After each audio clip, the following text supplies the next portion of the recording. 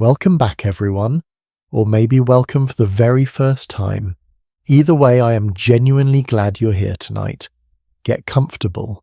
Seriously, adjust your pillow, pull that blanket up a little higher. Because what I want to tell you tonight is not the kind of story you rush through. It is the kind you settle into like a warm drink on a cold evening, which, as it turns out, is exactly what this whole story is about. Tonight we are going back, way back, before your morning coffee existed, before the tea bag, before the cafe on the corner, before the paper cup with your name misspelled on the side. We are going back to a time when the world was quieter, when humans first discovered that certain leaves, certain berries, certain little gifts from the earth could change everything, not just how they felt, but how they connected with each other. And here is the thing that I cannot stop thinking about every single civilization on this planet, no matter how different, no matter how far apart, eventually built a special room just for sitting down and drinking something together. Every single one. Does that not say something profound about who we are? Let us find out. Here is where the story actually begins. And I want you to notice that it begins not in a laboratory, not in a royal palace, not in some grand historical moment we can photograph and frame. It begins as the best stories always do, with an accident. The year, according to Chinese legend, is 2,737 years before the Common Era. A man named Shen Nong is sitting outside beneath a wild tree. He is boiling water because even then people understood that boiled water was safer to drink, which honestly tells you a lot about how clever ancient humans were even without smartphones. A breeze moves through the air, and a few leaves, delicate and curved, fall from the branches above and drift down quietly without ceremony into his pot of boiling water. Shen Nong watches the water change colour. A pale gold first, then something deeper, something green and golden at the same time, like sunlight through still water. He lifts the cup to his lips, and there it is, that first sip of tea. Now I want to pause here for a second because I find this particular origin story incredibly moving, not because I think it happened exactly this way, but because of what it reveals about how human beings relate to discovery. We almost always tell the story of our greatest inventions as accidents. A leaf falls, a fruit rolls away, something unexpected happens, and someone is curious enough to lean in instead of stepping back. That curiosity, that willingness to taste the unknown might be one of the most essentially human things there is. Historians who study early Chinese civilization note that the legend of Shen Nong is woven throughout ancient Chinese medical texts, including what scholars call the Pen Sao, one of the earliest known pharmacological writings. Tea was not originally thought of as a pleasure drink. It was medicine. It was ritual. It was a way of paying attention to the natural world. The earliest confirmed evidence of tea drinking, actual archaeological evidence, not just legend, dates to around the 2nd century before the Common Era, during the Han Dynasty. Excavations at a tomb near the city of Xi'an uncovered what researchers identified as tea leaves buried with the emperor, presumably so he would have something comforting to drink in the afterlife, which I have to say is the most relatable thing any emperor has ever done. Now let us travel. Let us leave China behind for a moment and head west all the way to the highlands of Ethiopia somewhere around the 9th century of the Common Era. There is a young goat herder named Kaldi, and his goats are acting very, very strange. They are not sleeping, they are not resting, they are dancing, or at least doing whatever the goat equivalent of dancing is, which apparently involves a lot of jumping and not coming home at night. Kaldi watches his animals with equal parts confusion and concern. He traces their steps back through the hillside and finds them clustered around a particular tree, eating small red berries with what can only be described as enthusiasm. So Kaldi does what any reasonable person would do. He tries a few himself. The rest of the evening, I imagine, was very interesting. The story says that Kaldi brought the berries to a local monastery where the monks were skeptical, as monks often are about things that make you feel unusually alert. The head monk reportedly threw the berries into a fire, and then something extraordinary happened. The heat released the oils in the berries. The room filled with a scent so complex, so warm and dark and inviting, that the monks pulled the roasted berries from the fire and tried steeping them in hot water. That night, every single one of them stayed awake through their evening prayers without any difficulty whatsoever. Coffee had arrived. Now, historians are careful to note that the Kaldi story is like the Shen Nong story, a legend rather than a documented fact. But here is what we do know as historical truth: the Kaffa region of Ethiopia. And some linguists believe the very word coffee comes from Kaffa, is genuinely considered the birthplace of the Coffea arabica plant. The plant is native to those highlands. People in that region were consuming coffee in some form for centuries before it reached the wider world. Ethiopia is not just a story about coffee. Ethiopia is where coffee comes from. Period. And I think that matters. I think it matters because so often when we tell the history of beloved things, we start with the European story, the colonial story, the story of how something travelled west and became famous. But coffee was already a culture before any of that. It was already someone's morning ritual, someone's meditation, someone's way of connecting with the earth. That story deserves to be told first. What I find endlessly fascinating about both of these origin stories, the Chinese leaf and the Ethiopian berry, is that neither one was ever just about the drink itself. Tea in ancient China was deeply intertwined with ideas about balance, about nature, about the relationship between the human body and the natural world. The earliest Chinese writings about tea are not recipes. They're almost philosophical texts. They ask questions like, what does this plant teach us about patience, about simplicity, about the right way to exist in the world? And coffee in its earliest Ethiopian and later Arabian context carried its own spiritual weight. The Arabic word for coffee, kahwa, originally referred to wine. Not because coffee contains alcohol, but because it carried a similar sense of elevation, of being lifted, of being somehow more present in the moment than you were before. Think about that. Two completely different civilizations on two completely different sides of the planet with almost no contact with each other, both arrived at the same conclusion that there is something sacred about sitting down with a warm drink and paying attention to your own existence. Maybe that is not a coincidence. Maybe that is just what being human feels like. There is a Chinese writer named Lu Yu who lived during the Tang dynasty, roughly the 8th century of the Common Era. He wrote something called the Cha Jing, translated into English as the Classic of Tea, and it is considered the first book ever written entirely about tea. In it he describes not just how to brew tea, but how to think about it. He writes about the proper water, the proper vessel, the proper state of mind. He insists that tea prepared without intention is not really tea at all. It is just hot leaf water.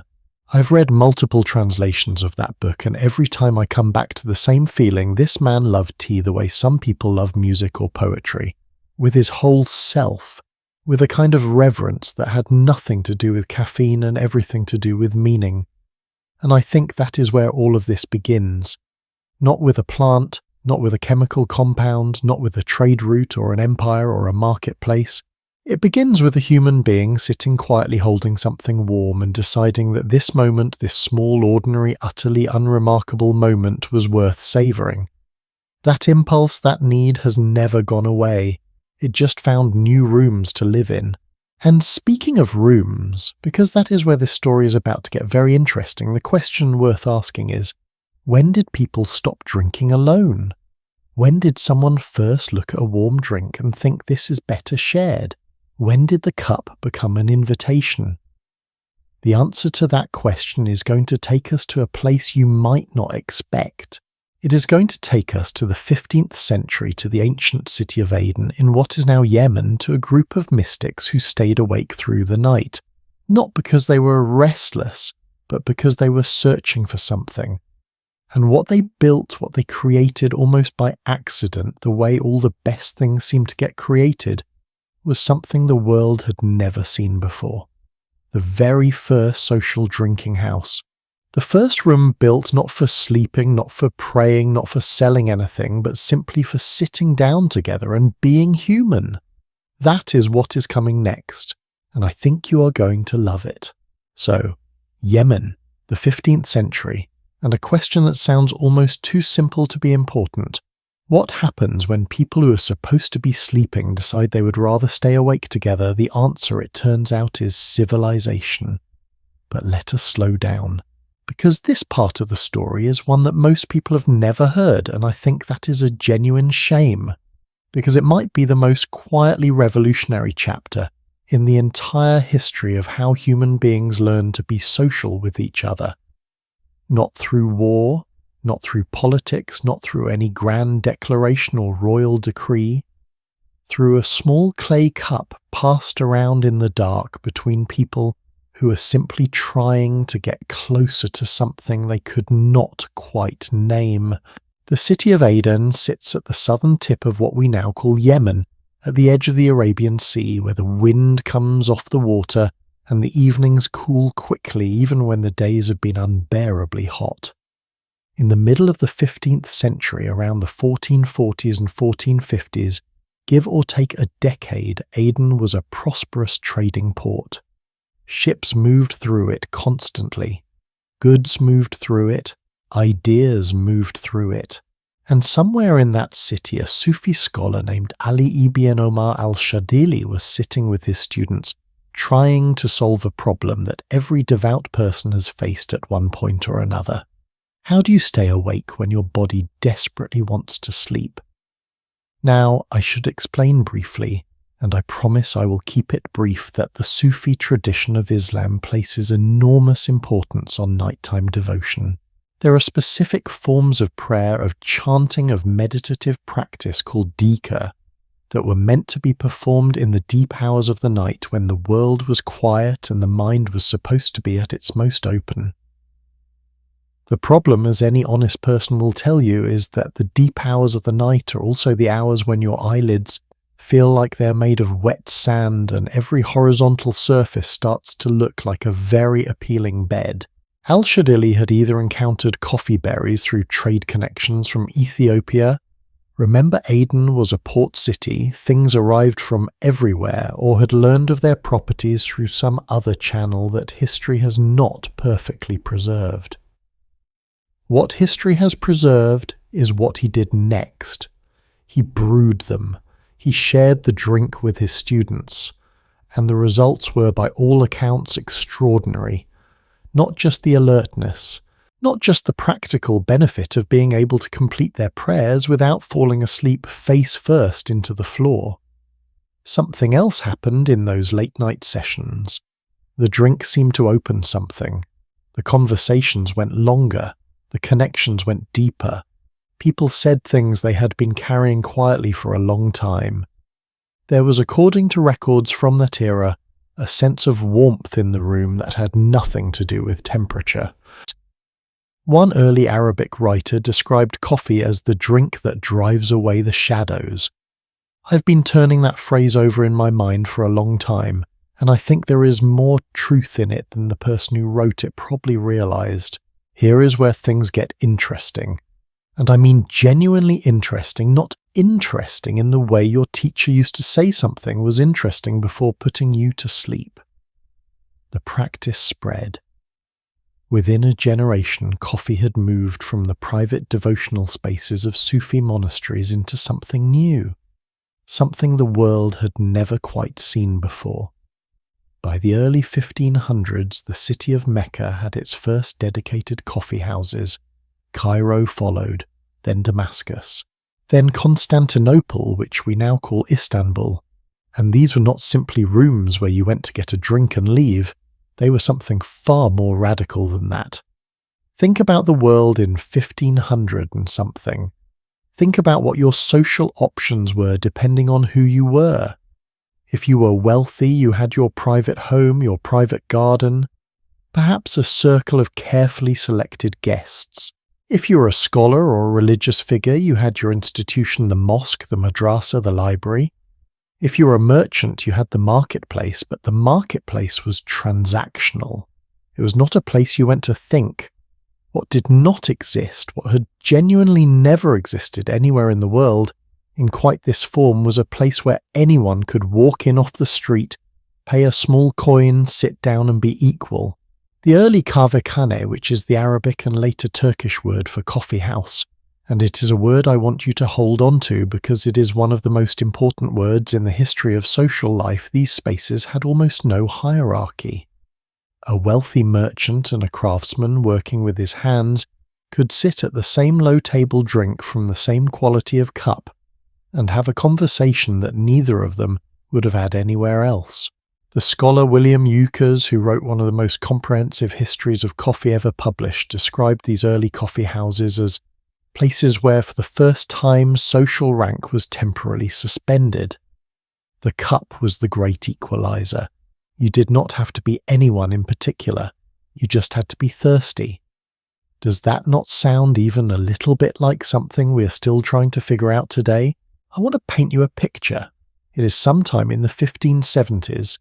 You're in Constantinople already, one of the greatest cities on earth, a crossroads of east and west, a place where the smell of spices and the sound of a dozen languages all exist simultaneously in the same crowded street. You push open a low wooden door. The room inside is dim lit by oil lamps that cast everything in amber. There are cushions on the floor, low tables, the soft sound of conversation in 3 or 4 different languages happening at once. Chess pieces are being moved across a board in the corner. A man near the window is reciting poetry, not performing it exactly, just speaking it aloud in a low voice, like he's thinking through it for himself. Someone next to him is listening with his eyes closed. The smell is extraordinary. Dark, rich, slightly bitter, with something underneath it that is almost earthy, almost sweet, the smell of coffee being roasted and brewed in the same continuous rhythm all day and all night. You sit down. A man brings you a small copper cup handleless filled with thick, dark liquid. You wrap both hands around it. It is hot enough to warm your palms. You take a small sip, and then you look around the room and realize the man to your left is a government official. The man to your right is a rope maker. The man across from you teaches children to read. None of them know each other. All of them are here. All of them are talking. The Ottoman writer Katip Celebi, who lived in the 1600s and wrote extensively about the culture of his time, noted that coffee houses had become, in his words, the meeting place of men of refinement. But he also noted with some dry amusement that not all the men who went there were particularly refined, and that was, he implied, precisely the point. The coffee house made refinement available not just to those who were born with it, but to anyone who wanted to sit still long enough to absorb it. I find that observation almost unbearably hopeful. The idea that a room could do that the simple act of sharing a drink could make people more thoughtful, more curious, more willing to listen to someone different from themselves. Now here is something that does not get talked about enough, and I genuinely believe it deserves more attention than it gets. These coffee houses were not just social spaces, they were information networks. They were in many ways the closest thing the medieval world had to what we would call the internet, not in terms of technology obviously, but in terms of function. News travelled through coffee houses faster than it travelled through any official channel. Trade rumours, political shifts, the arrival of a new ship with unusual cargo. All of this passed from person to person, cup to cup, table to table, in the warm interior of a kahvekhane. There is a recorded account from 16th century Cairo describing how the spread of information through coffee houses so alarmed certain authorities that attempts were made to restrict who could enter and what could be discussed. Does that sound familiar? Does that pattern of powerful people feeling threatened by spaces where ordinary people exchange ideas freely? Does that ring any bells from, say, every era of human history ever? The sociologist Jürgen Habermas, writing much later in the 20th century, used the concept of the public sphere to describe spaces where private individuals come together to discuss matters of common concern outside the control of the state or the church. When he was developing this concept, he pointed to coffeehouses as the earliest and most vivid example. The coffeehouse was where the public sphere was born, where ordinary people first claimed the right to have opinions about the world they lived in, and to say those opinions out loud in public without necessarily asking anyone's permission. I want to sit with that for a moment because I think we take it for granted now. The idea that you can walk into a cafe, sit down with strangers and talk about politics, about art, about the state of things that feels normal to us. It feels obvious. It was not obvious. It was at one point in history genuinely radical, and it started with a cup of something dark and bitter passed around in a room in Yemen by people trying to stay awake long enough to pray. There is one more thread I want to pull before we move forward because I think it adds something important to the picture. The very first coffee houses were not just places to drink, they were places to perform. Poetry readings happened in them constantly. Music, the oud, the kanun percussion instruments filled the evenings in ways that were both entertainment and something closer to ritual.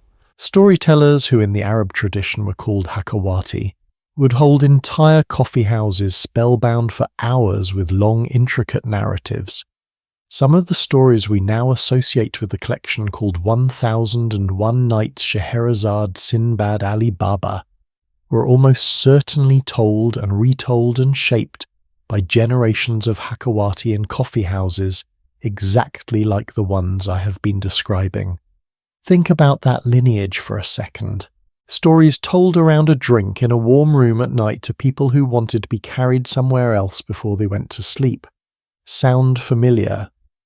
Here we are, still doing the same thing. The room has changed. The cup has changed. The technology has changed beyond anything a 15th century Yemeni Sufi scholar could possibly have imagined. But the fundamental, irreducible, deeply human need to gather, to listen, to be told something true and beautiful and worth staying awake for, that has not changed at all. And I find that enormously comforting. In a world that sometimes feels like it is moving faster than anyone can process, there is something steadying about knowing that this particular instinct is ancient, that it has survived every disruption, every regime change, every technological revolution, that people have always found their way back to each other. But here is what I find genuinely mysterious, and this is the thread we're going to follow next, because it takes us somewhere completely different, somewhere quieter and more contemplative than anything we've discussed so far. Because while the Arab world was building these loud, vibrant, democratic, chaotic spaces full of music and argument and chess games and political gossip on the other side of the world, a completely different culture was developing a completely different relationship with the exact same impulse. Not a room full of noise, a room full of silence, not democracy, discipline, not the freedom to say anything. The practice of saying nothing and finding everything. We are going to Japan next. We are going to the tea ceremony, and I promise you, even if you think you already know what the tea ceremony is, even if you have seen pictures or read about it in passing, you do not yet know what it means. Not the full weight of it, not the philosophy underneath it that took centuries to build, and that when you understand it properly changes the way you look at every ordinary moment of your own life. That is what is waiting just ahead. Quiet is not the same as empty. That is the first thing you need to understand before we step into this part of the story.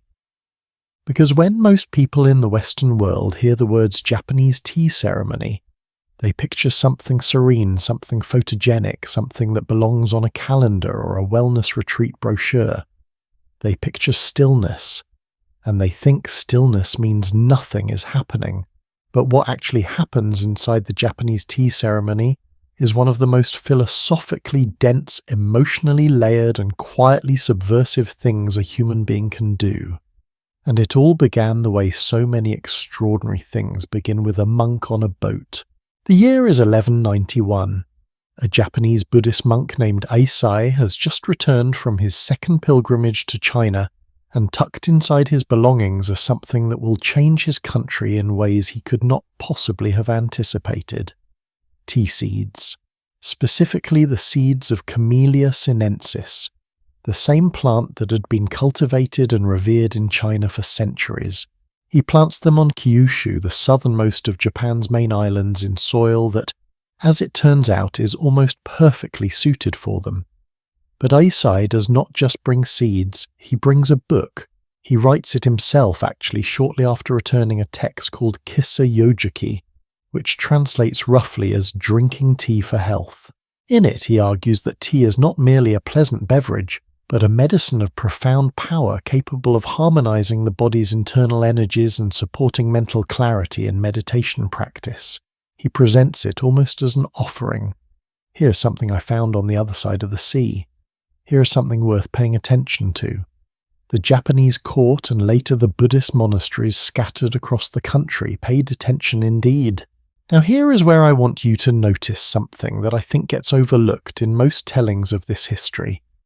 Tea did not arrive in Japan and immediately become the refined ceremonial practice we associate with it today. That transformation took centuries. It moved through phases. It passed through the hands of warriors, aristocrats, eccentrics, and eventually one of the most extraordinary artistic minds in Japanese history. The story of how tea became Chado, the way of tea, is not really the story of a drink. It is the story of a civilization deciding slowly and deliberately what it wanted to value. Let me take you to the 15th century for a moment, to a man named Murata Juko, who is considered one of the earliest architects of what would become the formal tea tradition. Yuko had studied Zen Buddhism, and he brought something from that practice into the tea room that had not fully been there before. He brought the idea that the most profound experiences are not the grandest ones. That beauty does not require gold leaf and lacquerware and expensive imported ceramics from China. He actually wrote something that has been preserved and discussed by tea scholars for 500 years. He wrote in effect that the moon is most beautiful not when the sky is perfectly clear, but when it moves in and out of clouds. That incompleteness, that impermanence, that slight roughness, these are not flaws to be corrected. They are the actual location of beauty. This idea has a name that I suspect many of you have encountered but perhaps never fully examined: wabi-sabi. And I want to be careful here because wabi-sabi gets thrown around a lot in modern design and wellness culture in ways that can make it sound like a decorating philosophy. It is not. It is an entire way of understanding existence. Wabi in its original usage carried connotations of solitude, of rusticity, of a kind of poverty that is chosen rather than imposed, the deliberate shedding of excess in search of what is essential. Sabi carried the sense of patina, of age, of the way things acquire depth and character precisely because they have been used, have been worn, have been touched by time. Put them together and you have a worldview that says the cracked bowl is more interesting than the perfect one. The room with weathered walls contains more meaning than the room with pristine ones. The moment that is passing away is more precious than any moment you can hold forever. Now, imagine building a ceremony around that idea. Imagine making every single element of that ceremony a physical enactment of that philosophy. That is exactly what happened. The man who brought it all together, who synthesized everything that came before him and built it into something coherent and lasting, was a tea master named Sen no Rikyu. He was born in 1522 in the merchant city of Sakai near modern Osaka. His father was a fish merchant, which I mention only because I find it genuinely wonderful that the person who would define Japanese aesthetic culture for 5 centuries came not from the nobility but from a family that sold fish at the market. Rikyu was not interested in impressive. He was in fact almost militantly unimpressed by impressive things. As he rose through the ranks of tea culture and eventually became the official tea master to the most powerful ruler in Japan, a warlord named Toyotomi Hideyoshi Rikyu kept moving in the opposite direction from his patron. Hideyoshi loved spectacle. He threw famous tea gatherings that lasted for days and involved thousands of people. He owned tea implements made of gold, literally gold, not gilded, not gold-coloured, actual gold, because he was the kind of person who expressed power by making sure everyone around him could see it. Rikyu built a tea room with a ceiling low enough that you had to duck to move through it. He installed an entrance so small, about 66 centimetres square, historians have measured it, that every single person who entered, regardless of their rank or title, had to get down on their knees and crawl through it. The samurai had to remove their swords before entering. The nobles had to fold themselves small. Everyone arrived at the same height. Does that remind you of anything? Of a certain kind of equalizing we talked about earlier in those Yemeni coffee houses, the cup as the great leveler, the room as the place where rank quietly stepped aside. Different culture, different drink, different century. Same deeply human instinct. Let me describe the experience of entering a traditional tea room because the physical reality of it is part of the teaching, and I think words can almost get you there. You approach through a garden path called the roji, literally dewy ground, and the walk itself is designed to slow you down. The stones are placed at irregular intervals, not to be inconvenient, but to require your full attention. You cannot walk the roji on autopilot. You have to look down. You have to be present with each step. By the time you reach the entrance, you've already been gently, insistently invited to leave the outside world behind. You kneel. You fold yourself through the small door.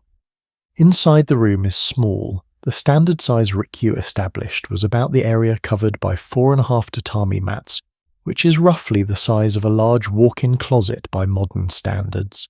The walls are earth-toned and undecorated except for a single scroll in the alcove and perhaps one seasonal flower in a simple vase. There is no excess. Every object in the room has been chosen with what I can only describe as ruthless intention. The fire is already burning. The water is already beginning to heat. The sound it makes, the soft, not quite boiling murmur of water approaching the right temperature, is a sound that tea masters have written about for centuries. Rikyu described it as the sound of wind moving through pine trees. The Japanese have a specific word for it, matsukaze, pine wind, and once someone tells you that you cannot unhear it. Every time I hear water coming to a boil, even in my own kitchen, I think about that.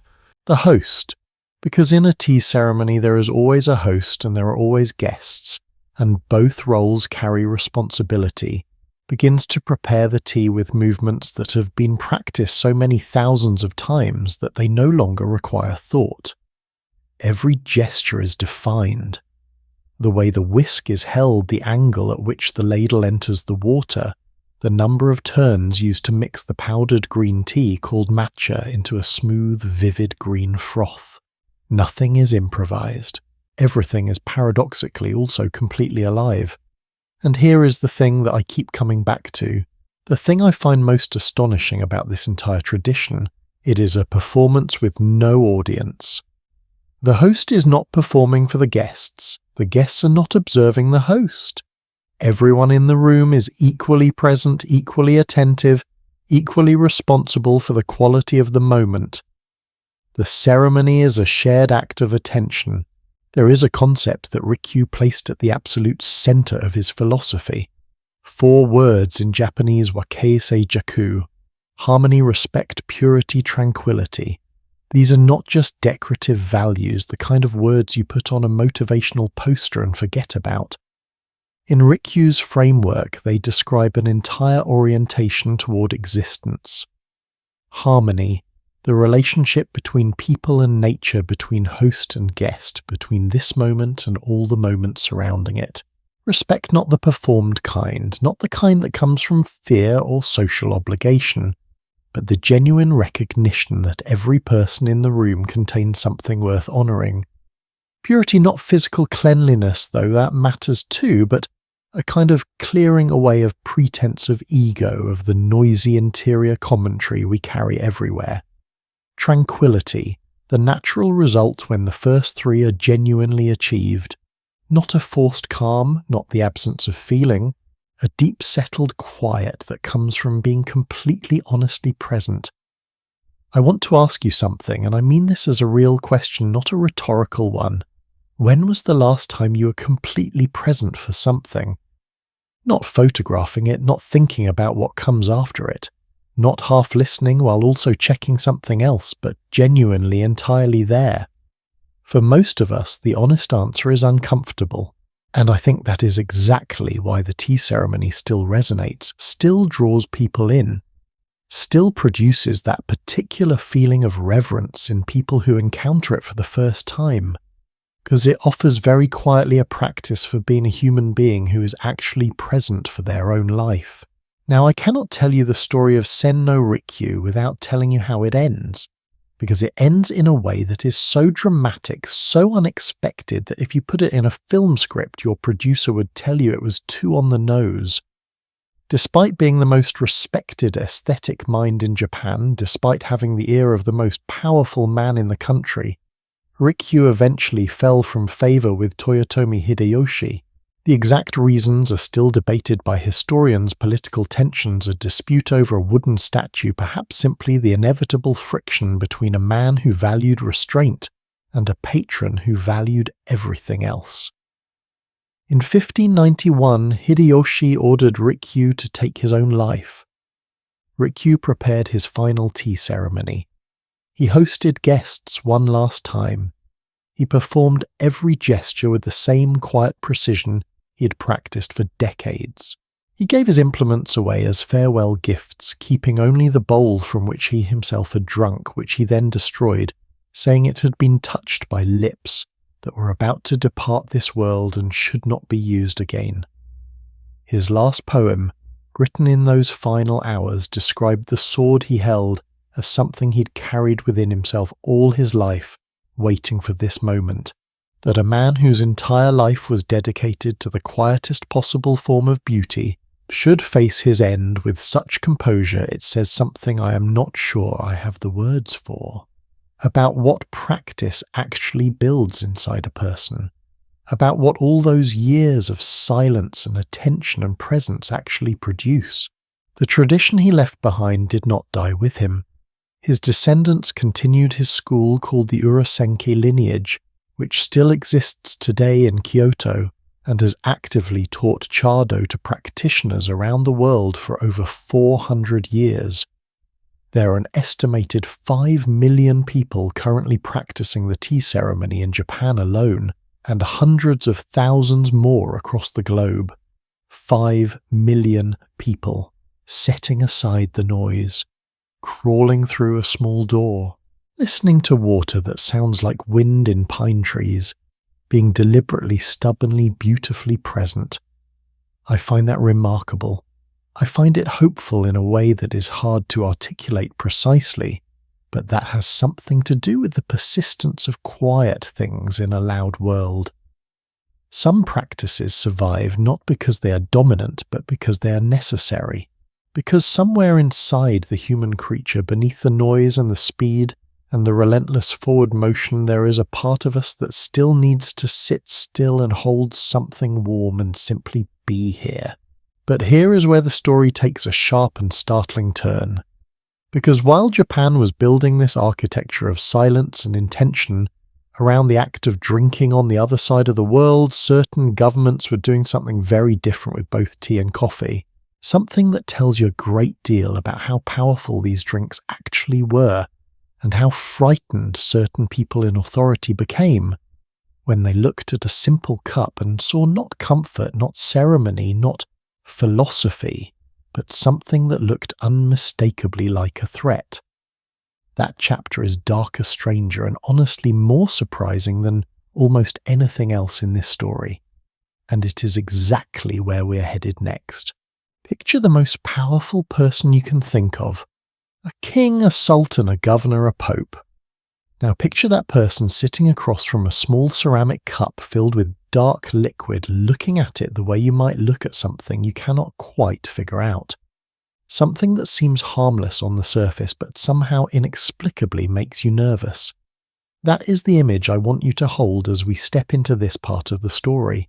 Because what we're about to explore is one of the strangest and most revealing patterns in the entire history of human civilization. Governments across centuries, across continents, across wildly different cultures and political systems, all of them at one point or another looked at a simple drink and said this must be stopped. And every single one of them failed. Let us begin in Mecca. The year is 1511, the city is one of the most important in the world spiritually and commercially, and it is under the governance of a man named Kaya Beg. He is relatively new to his position appointed by the Mamluk Sultan of Egypt, and he is the kind of official who worries a great deal about what people are saying about him. What they are saying about him, it turns out, is quite a lot, and very little of it is flattering. The criticism is happening as criticism increasingly tends to happen at this point in history in the coffee houses of the city. Men are sitting around low tables drinking their kahwa and talking about trade, about governance, about the quality of decisions being made by the people in charge of their lives. Talking, in other words, about Kaya Beg.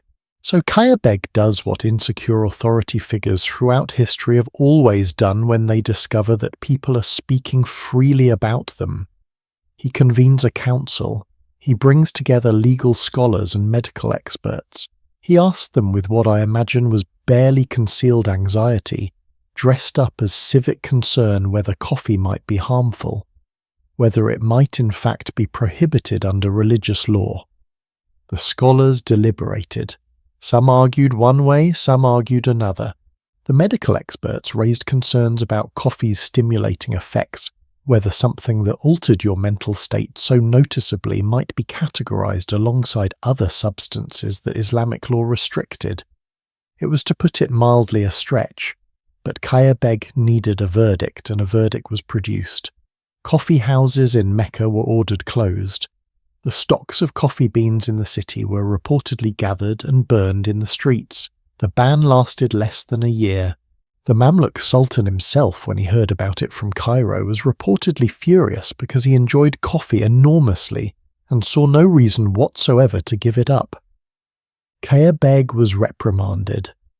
The coffee houses reopened. And the whole episode became with remarkable speed the thing Kaya Beg was remembered for, which I suspect was not the legacy he was hoping to build. But here is what I find fascinating about this story beyond its almost comedic ending. The reason Kaya Beg wanted to close the coffee houses was never really about coffee. It was about conversation. The drink was just the excuse. What he was actually trying to shut down was the space, the social space, the space of free exchange, the space where ordinary people developed the habit of thinking critically about the world around them. The cup was incidental, the talking was the threat. That distinction matters, and it is going to echo through every single story in this chapter. Move forward about 160 years, cross the world. You are now in London in the year 1675, and England is ruled by King Charles II, a man who by most historical accounts was not entirely without charm but was very much without patience for criticism of any kind. The coffee houses of London at this point were extraordinary institutions. We will spend much more time with them later in this story because they deserve it.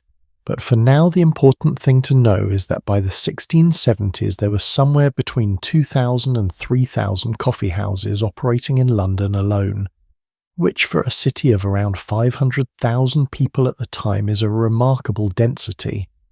You essentially could not walk a city block without passing one. And in these coffeehouses, people talked. They talked about the king. They talked about his policies, his court, his personal life, his foreign alliances, his handling of the wars that England was perpetually embroiled in. Pamphlets were written in coffeehouses and distributed from coffeehouses. Dissent was organised in coffeehouses. Satire, sharp, specific, merciless satire aimed directly at the crown, was composed in coffeehouses and read aloud to rooms full of people who laughed and passed the jokes along. Charles II had had enough. On the 29th of December 1675, he issued a royal proclamation, a formal legal document, carrying the full weight of the crown, ordering the suppression of all coffeehouses in England. The stated justification was that these establishments were the great resort of idle and disaffected persons who spread false, malicious and scandalous reports to the detriment of good governance. Translation: people are saying things about me in these places and I want it to stop.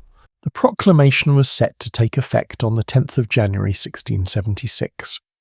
The reaction from the English public was so immediate, so vociferous, and so united across social classes that the king's advisers apparently began to sweat.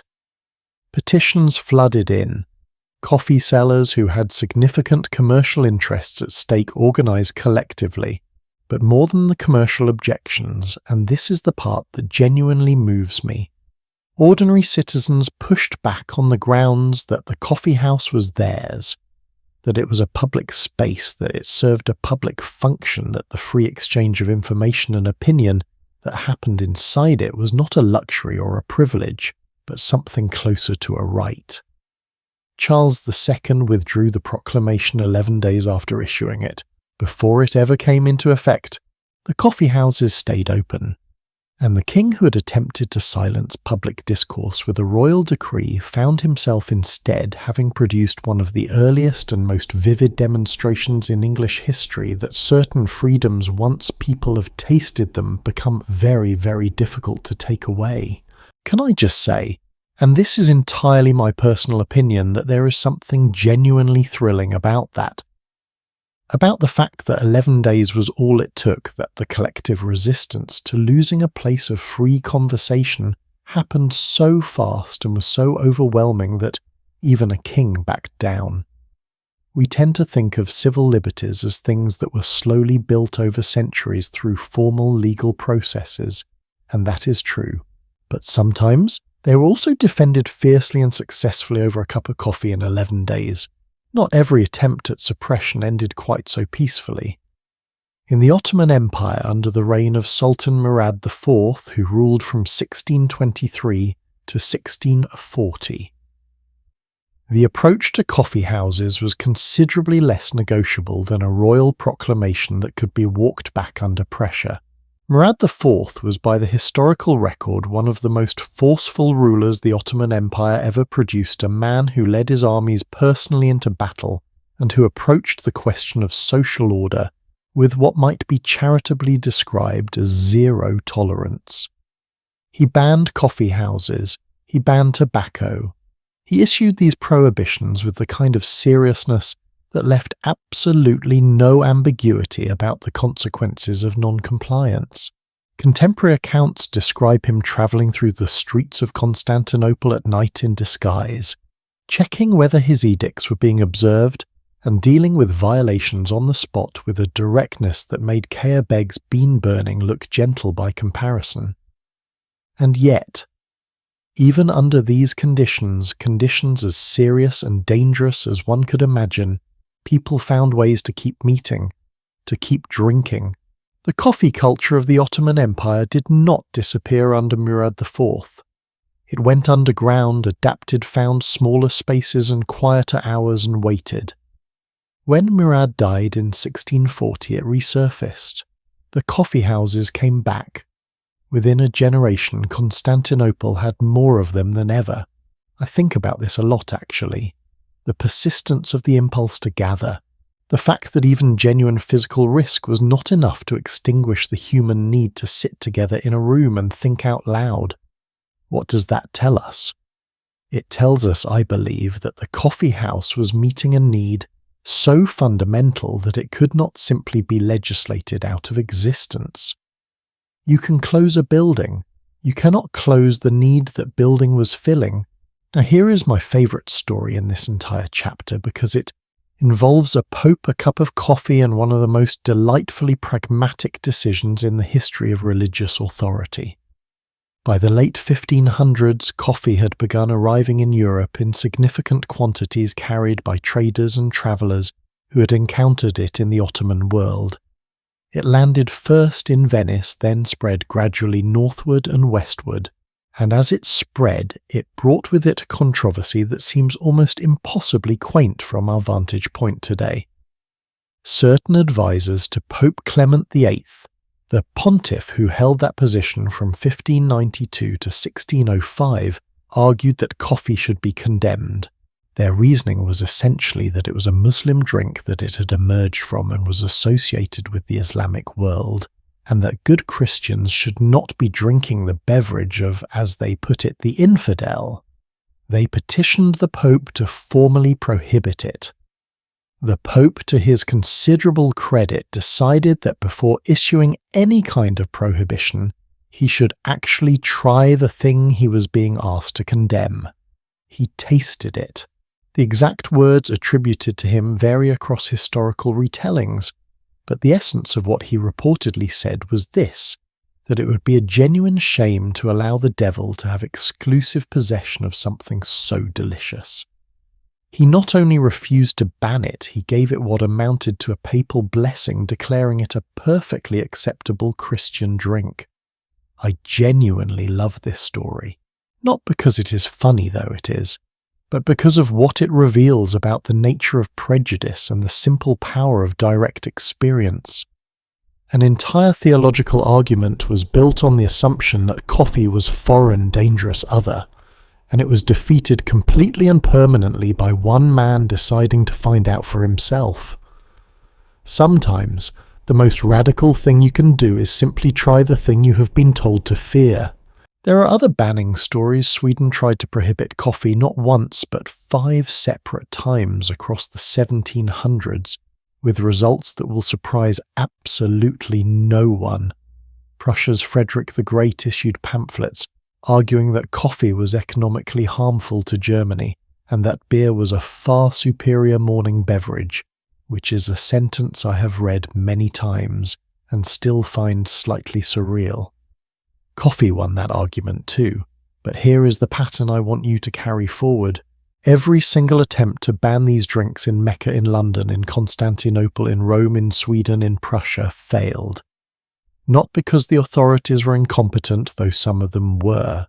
Not because the bans were poorly enforced, though some of them were. They failed because they were trying to suppress something that was meeting a human need so deep and so real that no law, no decree, no threat was ultimately strong enough to override it. People needed to gather. People needed to talk. People needed a space that was neither home nor work nor church nor marketplace. A third place, as the sociologist Ray Oldenburg would later call it, a place that belonged to everyone and to no one, where the conversation could go anywhere and the cup in your hand gave you the right to be there. Governments throughout history have found that threatening, and governments throughout history have been right. Ideas spread in those rooms. Revolutions began in those rooms in ways that some of those governments could not have imagined even in their darkest nightmares. And speaking of revolutions, because we are absolutely about to go there is a room in the city of London sometime in the 1650s where a group of scholars and merchants and thinkers began doing something in a coffee house that would, within a century, completely reshape the intellectual and scientific life of the Western world. They called it with understated brilliance the Penny University, 1 penny, 1 cup, and access to everything. That is coming up next, and I promise you the story of what happened in those rooms is even more extraordinary than the story of what people were trying to keep out of them. 1 penny. Just think about that for a moment. 1 single penny, the smallest coin in your pocket, the kind you find in the crack of a sofa cushion, and almost do not bother to pick up, and in the London of the 1650s that one penny bought you something that no university, no library, no institution of any kind had ever offered before. It bought you a seat at the table, any table, next to anyone, for as long as you wanted to stay. It bought you a cup of coffee, yes. But more than that, and this is the part that genuinely takes my breath away every time I think about it, it bought you access to the most stimulating, wide-ranging, democratically disorganized intellectual conversation happening anywhere in the Western world. Newspapers spread across every table, pamphlets being passed hand to hand, a merchant debating a mathematician, a poet arguing with a physician, a clockmaker explaining something to a man who turned out to be one of the greatest architects in English history. The people of London called it with a wit that I think deserves more appreciation than it gets the penny university. And what happened inside those rooms changed the shape of the modern world in ways that most history books have never quite given them credit for. Let us go back to the very beginning of this particular story. The first recorded coffee house in England opened not in London but in Oxford in the year 1650. It was established in a building called the Angel Inn on the High Street by a man named Jacob, a Jewish immigrant from Lebanon, which is itself a detail worth pausing on. The first place in England where people gathered around coffee was opened by someone who had crossed cultures, crossed borders, and brought something from the Eastern Mediterranean world into the heart of an English university city. Within 2 years, London had its own. A Syrian immigrant named Pasqua Rosé set up a coffee stall in St. Michael's Alley in the City of London in 1652. He distributed handbills, essentially the world's first coffee shop marketing materials, explaining what this strange dark drink was and what it was supposed to do for you. The handbill described coffee as helping to prevent drowsiness, clearing the spirits, relieving headaches and coughs, and being generally excellent for the digestion. Some of those claims were more accurate than others, but the customers came anyway. By 1600, and I want you to really hear this number, by the end of the 17th century, contemporary estimates put the number of coffee houses in London at somewhere between 2,000 and 3,000, in a city of roughly 500,000 people. If you're doing the math in your head, that is approximately one coffee house for every 150 to 200 Londoners. To put that in modern terms, it would be like a city the size of Los Angeles having 40,000 coffee shops. The density of these places was absolutely extraordinary. And here is the thing about that density that matters. It was not just that there were a lot of them, it was that each one developed its own character, its own community, its own gravitational pull on a particular kind of person. The coffee houses of London self-organised entirely without planning or intention into something resembling a city-wide intellectual ecosystem. Let me take you to a specific address. St. Michael's Alley, the Cornhill district of London, sometime in the 1670s. You're walking into a coffee house called Garraway's. The room is warm and close and smells of smoke and roasted beans. Every available surface has something on it. A newspaper, a trade circular, a pamphlet making some passionate argument about something or other. The walls are covered almost floor to ceiling with notices and advertisements and announcements of all kinds. You sit down.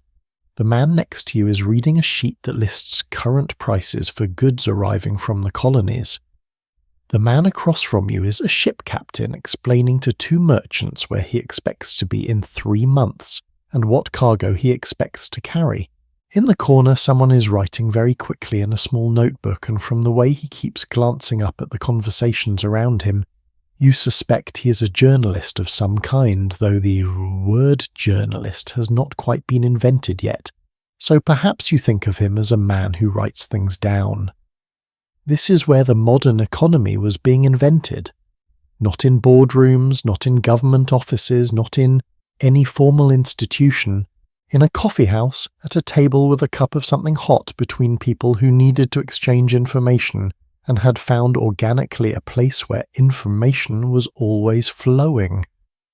Thomas Garraway, the man whose name was on the door, was one of the first people in England to sell tea as well as coffee. He began doing so around 1657. And his promotional material describing the virtues of tea is one of the earliest English language documents on the subject.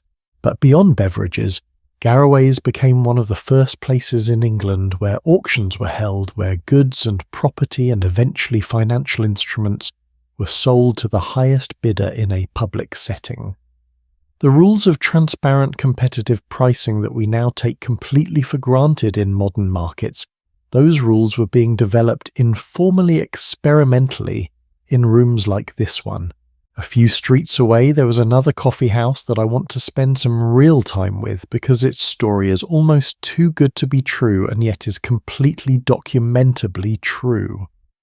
Edward Lloyd opened his coffee house on Tower Street in London around 1688. He catered specifically to merchant sailors and the people who finance maritime trade. Ships coming in and out of London carried enormous value, and the people who owned those ships and their cargoes needed constantly and desperately reliable information. Where was this ship now? Had that vessel arrived safely? What was the weather in the North Sea? What was the political situation in the port you were sailing toward? Lloyd understood this. He cultivated relationships with captains and port agents and merchants across the trading world, and he made his coffee house the place where that information could be found. He reportedly had a pulpit built at one end of the room, an actual wooden pulpit, the kind you would find in a church, from which news relevant to maritime trade was read aloud at regular intervals to whoever was in the room. He also began publishing his own newsletter called Lloyd's News starting around 1696, which was essentially a daily intelligence briefing for the maritime business community. The people who gathered at Lloyd's were not just exchanging information, they were also gradually developing a practice of sharing risk. If a merchant was sending a ship worth thousands of pounds across the Atlantic, he might want other people to share in both the potential profit and the potential loss. A man would circulate a document describing the ship, its cargo, its route, its destination. Other men would sign their names underneath and note what percentage of the risk they were willing to assume. They signed literally under the description, which is why, to this day, the people who provide that kind of financial coverage are called underwriters. Edward Lloyd's coffee house became Lloyd's of London, one of the oldest and most consequential insurance and financial markets in the entire world. Started in a coffee house, built on the habit of men gathering around a shared drink and talking openly about what they knew. Does that not fundamentally change how you think about what a coffee shop is? Now, I want to take you somewhere even more remarkable to me personally, because this next story sits at the intersection of coffee science and one of the most important intellectual institutions in modern history. In Oxford, through the 1640s and 1650s, a group of natural philosophers, which is what scientists were called before the word scientist was coined, had been meeting informally to discuss their ideas and experiments. They met in each other's rooms, sometimes in the college halls, sometimes, and increasingly as the coffeehouse culture took hold in Oxford, in the coffee establishments that were springing up along the high street. The group included names that should be familiar even now, almost 4 centuries later. Robert Boyle, who gave us the foundational understanding of how gases behave. Christopher Wren, who would go on to design St. Paul's Cathedral and reshape the skyline of London. John Wallis, one of the most influential mathematicians of the century. Robert Hooke, who first described the cellular structure of living tissue and coined the word cell to describe what he saw under his microscope. These men met, talked, argued, challenged each other's ideas and built on each other's work across coffeehouse tables. They called their informal gathering the Experimental Philosophy Club, and it was this group, this loose and conversational and thoroughly caffeinated assembly of curious minds, that eventually became the Royal Society, formally chartered by King Charles II in 1660 and still operating today as one of the most prestigious scientific institutions in the world. Let me say that again clearly. The Royal Society of London for Improving Natural Knowledge. The institution that published Isaac Newton's Principia, that counted Darwin and Einstein among its fellows, that has shaped the course of scientific understanding for 3.5 centuries, grew directly out of conversations that began in coffee houses. And Newton himself, I should mention, was a regular at the Grecian Coffee House on Devereux Court near the Strand, which was particularly popular among members of the Royal Society. There are accounts of him and the astronomer Edmund Halley, the man for whom Halley's Comet is named, sitting together at the Grecian talking through problems that eventually made their way into Newton's foundational works. Think about what that means: the laws of motion, the mathematics of planetary orbits, the theory of gravitation. Some of the earliest thinking about these ideas may have happened in a warm, crowded room over a cup of coffee with the noise of other conversations in the background. The intellectual life of coffee houses was not only scientific. The literary world was equally present, equally electrified by what these spaces made possible. Will's Coffee House on Bow Street in Covent Garden was for decades the undisputed centre of London's literary culture. John Dryden, the poet laureate, the dominant literary figure of the Restoration period, held court there so consistently that his regular chair by the fireplace in winter and his regular spot on the balcony in summer were known simply as Dryden's chair. Younger writers came specifically to sit near him to catch the edge of his conversation, to absorb whatever they could from proximity to genius. Jonathan Swift wrote there. Alexander Pope was brought there as a young man and later wrote about it with a mixture of reverence and dry comedy that only he could quite pull off. And here is something I find endlessly interesting: the first two major periodicals in English literary history. The Tatler launched in 1709 and The Spectator launched in 1711 were both explicitly openly rooted in coffee house culture. The Tatler's tagline announced that its various sections would be written from specific coffee houses, accounts from St. James's Coffee House, intelligence from Will's poetry from the Grecian. The magazine was not reporting on the coffee house world. The coffee house world was the magazine. The writers were sitting in those rooms, absorbing the conversation, and then writing it up for everyone who could not be there. That is a media model. That is in its essential structure something not entirely unlike what the best writers and podcasters and storytellers are still doing today, sitting in the middle of conversation, listening carefully and translating what they hear into something others can carry with them. There is one more dimension to the Penny University that I think deserves its moment, because it changes the picture in an important way. The penny admission was not just symbolic. It was functional. It meant that the barrier to entry was so low that social background became, at least within the walls of the coffee house, almost irrelevant.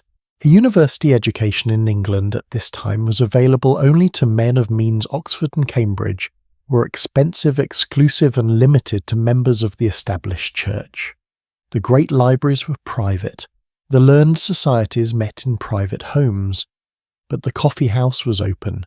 You paid your penny, you sat down, and the newspapers were there for anyone to read. The discussions were open to anyone willing to engage. The information was not curated by any gatekeeping institution. It was simply in the air, available to whoever was present and curious enough to reach for it. One contemporary writer describing London coffee house culture in the early 1700s noted that a young man of modest origins could enter a coffee house in the morning knowing nothing of astronomy, sit near a conversation between two men who did and leave in the afternoon with more practical knowledge of the night sky than many university graduates possessed. The Penny University was not a metaphor. It was a genuine functioning alternative to formal education, imperfect, chaotic, sometimes unreliable, but alive in a way that no institution could quite replicate.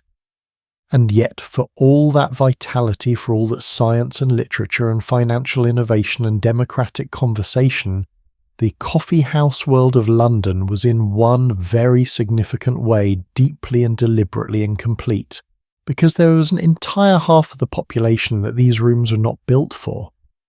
Women moved through the coffee house world of London primarily in one capacity as workers, as the women who ran the bars, collected the pennies, kept the rooms clean and the fires burning.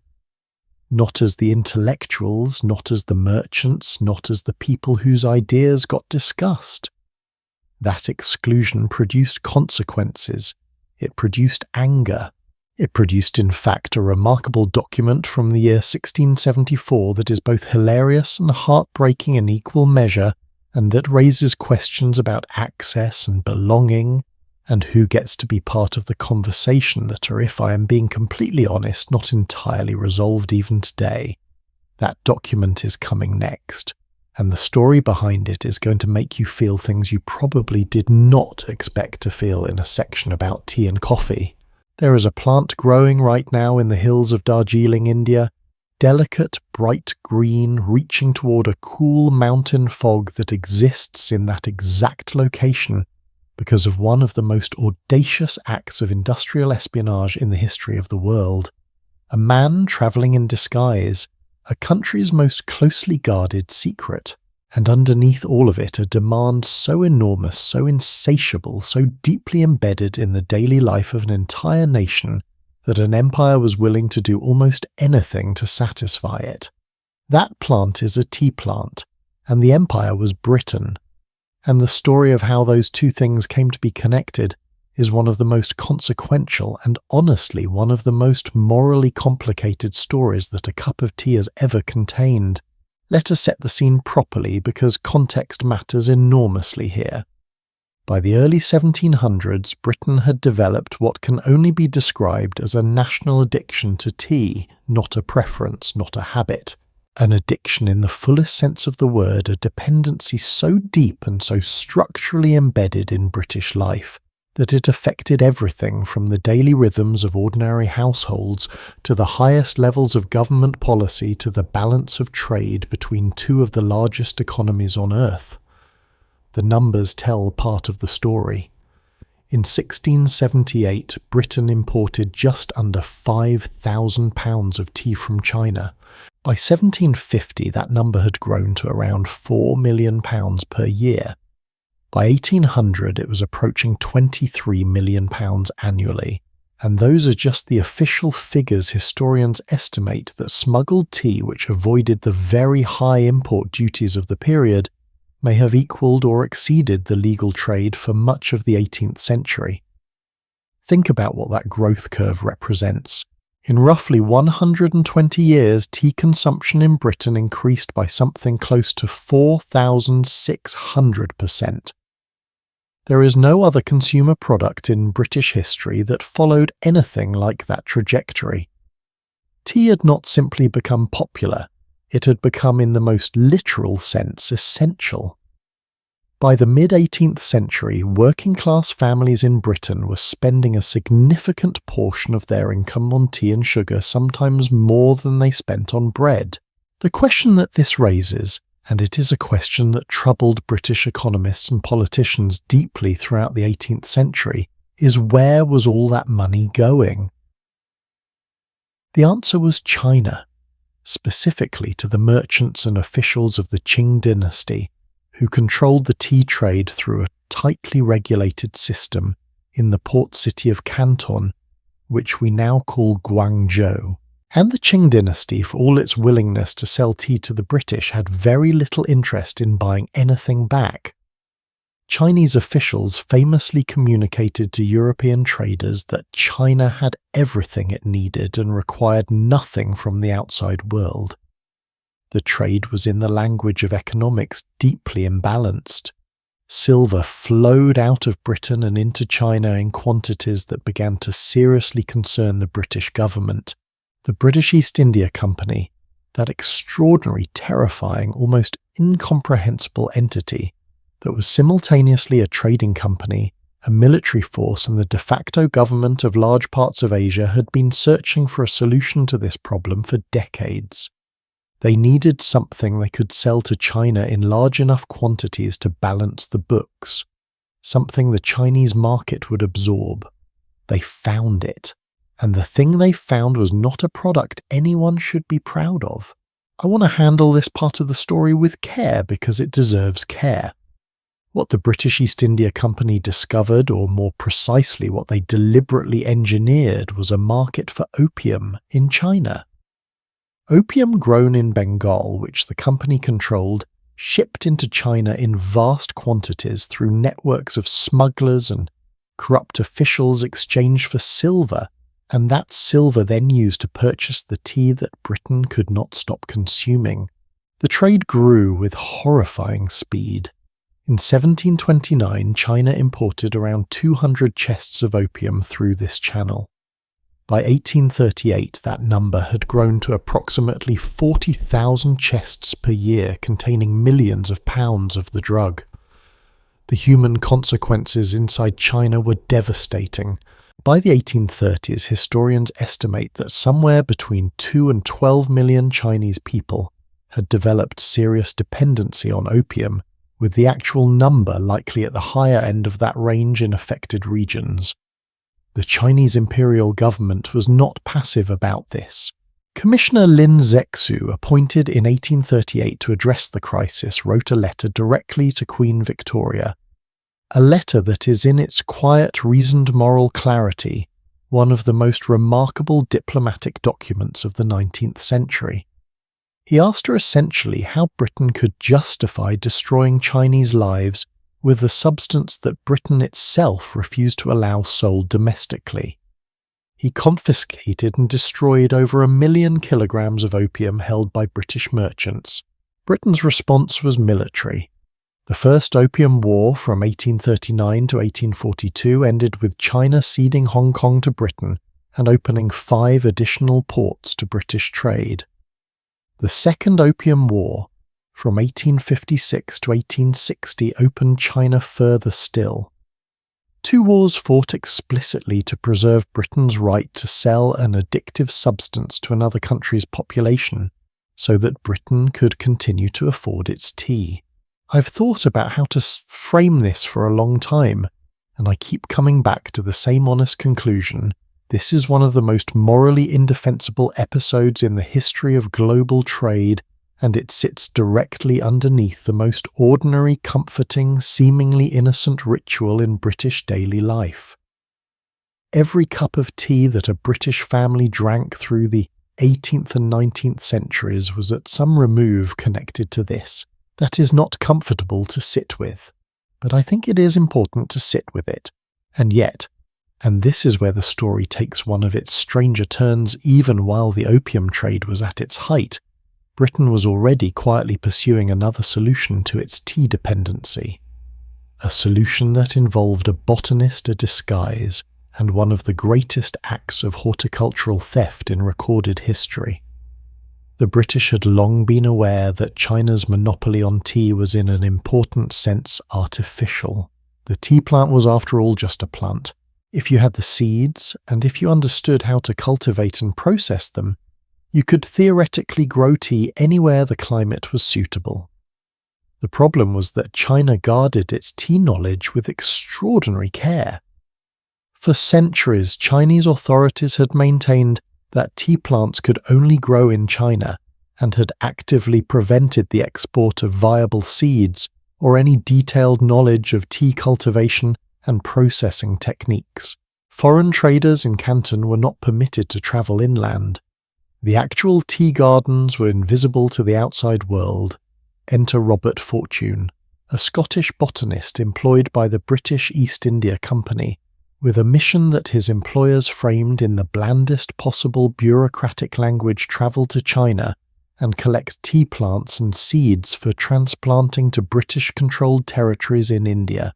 What this actually required was infiltrating the interior of China during a period when foreigners were strictly prohibited from doing so.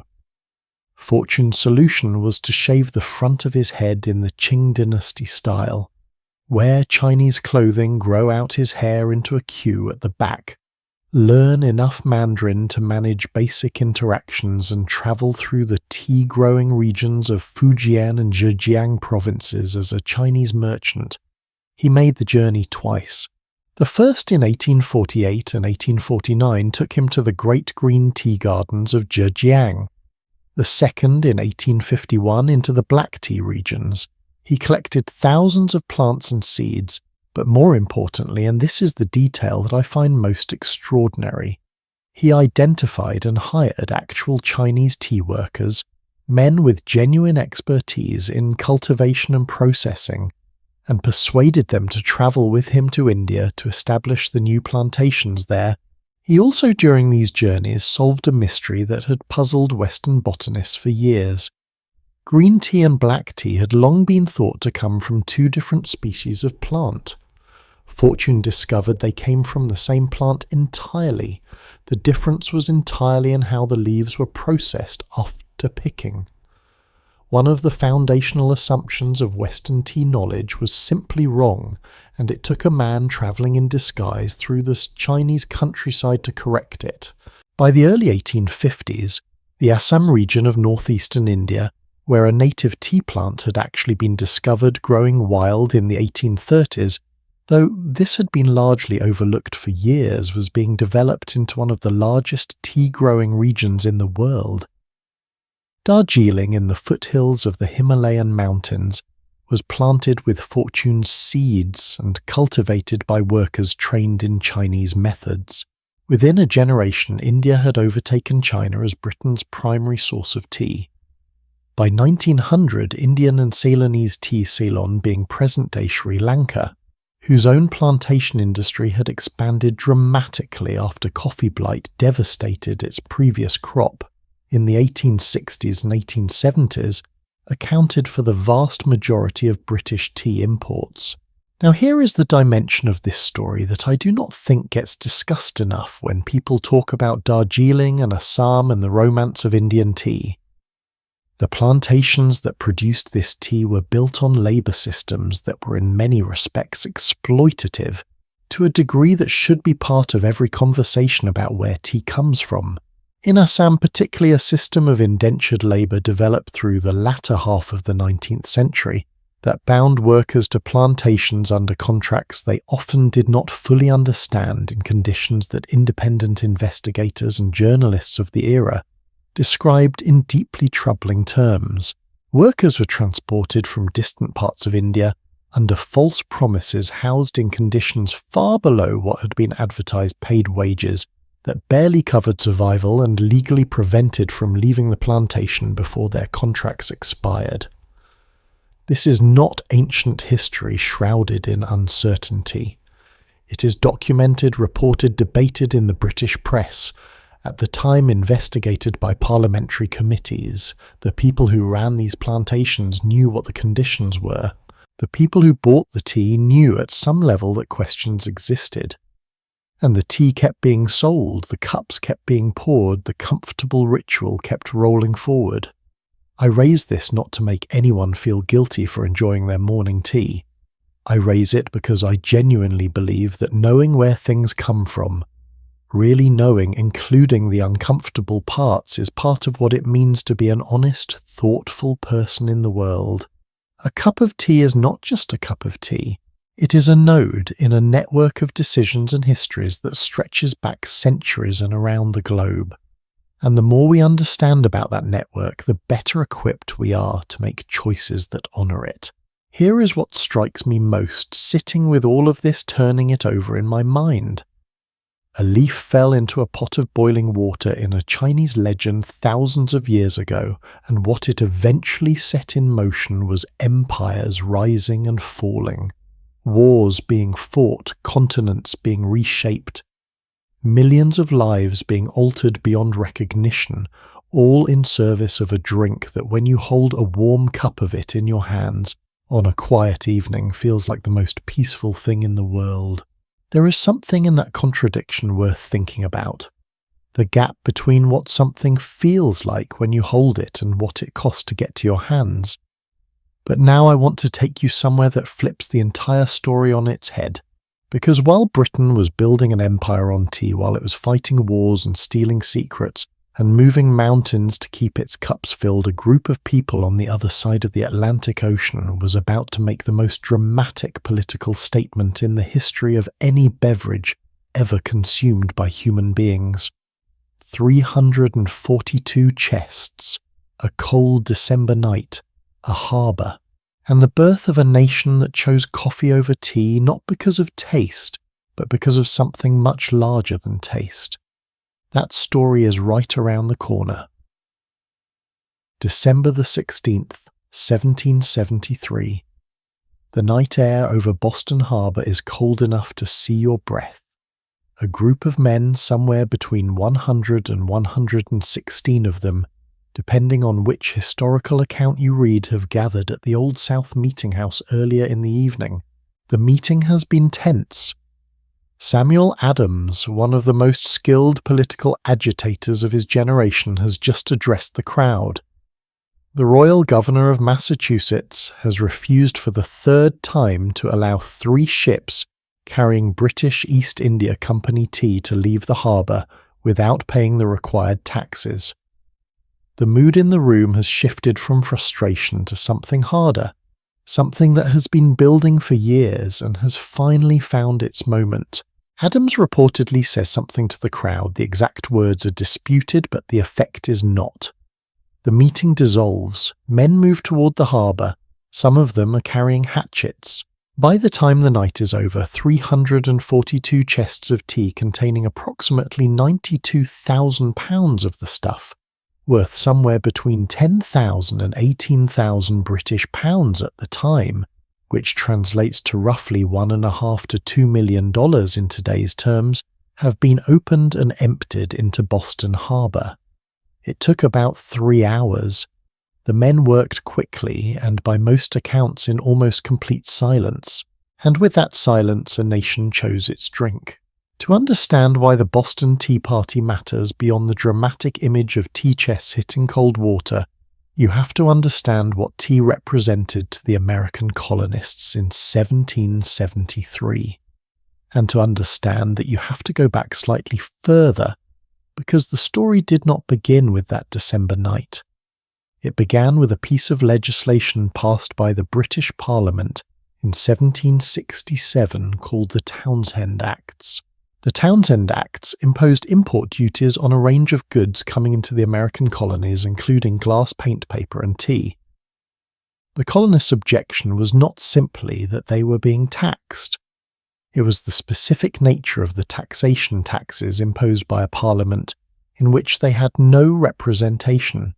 The phrase taxation without representation had already become the rallying point of colonial discontent, and tea was in a very practical sense the product they encountered most often and most personally that carried this injustice directly into their homes.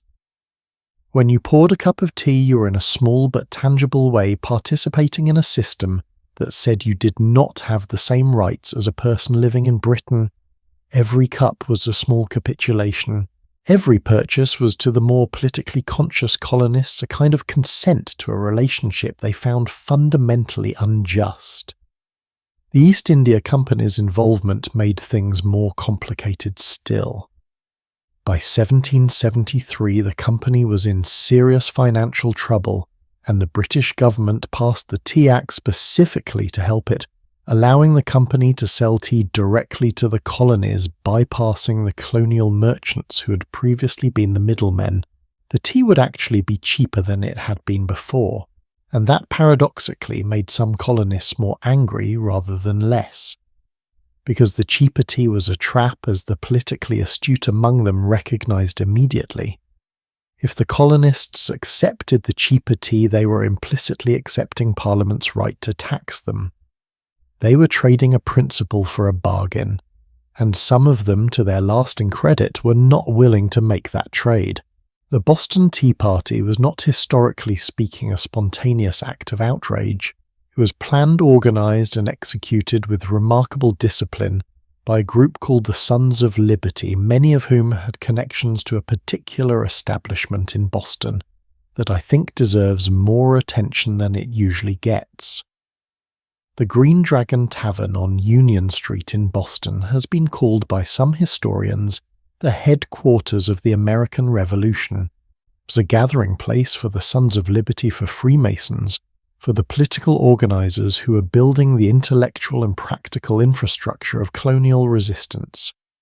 Paul Revere drank there. John Adams drank there. The meetings that planned the Tea Party reportedly took place there. But here is the detail that I find genuinely fascinating. The Green Dragon served both tavern drinks and coffee. And in the years surrounding the Revolution, coffee was becoming increasingly identified in a way that was both deliberate and deeply felt with the Patriot cause. John Adams wrote to his wife Abigail in 1774 a letter that has been preserved and is part of the historical record describing how he had been served tea at a gathering and felt genuinely uncomfortable accepting it. He wrote that he'd switched to coffee and intended to stay with coffee not because he preferred it, but because the times required it. He described the sacrifice of his tea habit as a small but meaningful act of solidarity with the colonial cause. That letter is to me one of the most quietly human documents of the entire revolutionary period, because it acknowledges that the choice is not entirely comfortable, that Adams actually liked tea, that this is a real sacrifice however small, and that he is making it anyway because he believes the principle is worth more than the preference.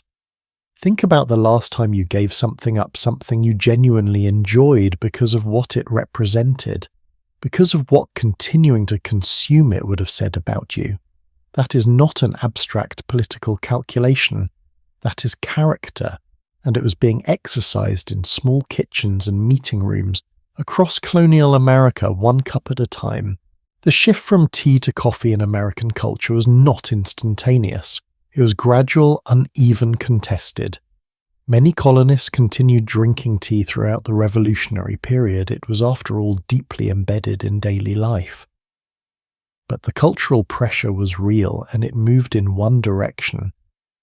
Women played a particularly important role in this shift that history is not always given its proper due.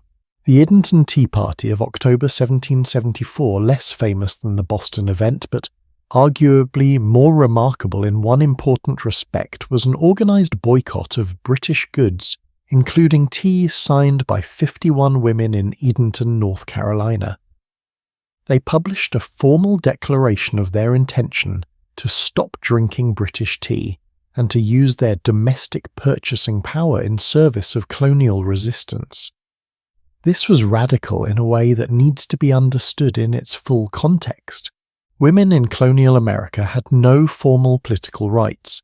They could not vote, could not hold office, could not participate in the official structures of political life. But they controlled the domestic economy of their households. They decided what was purchased and what was served, and 51 of them stood up, put their names on a document and said, "Our choices matter. Our cups matter. We are part of this." The British press mocked them. Cartoons were published in London satirising the Edenton women as presumptuous and unfeminine, which, if you think about it, is the most reliable possible signal that those women had done something that genuinely made powerful people uncomfortable. The revolution, when it came, did more than establish a new nation. It established a national identity around a beverage choice that was for the first time in history explicitly political in its origins. Coffee became the American drink in a way that tea simply could not be, because tea carried the weight of everything the colonists had fought against. It carried the East India Company and parliamentary taxation, and the reminder of a dependency on a distant power that had treated them as subjects rather than citizens. Coffee, by contrast, carried no such baggage.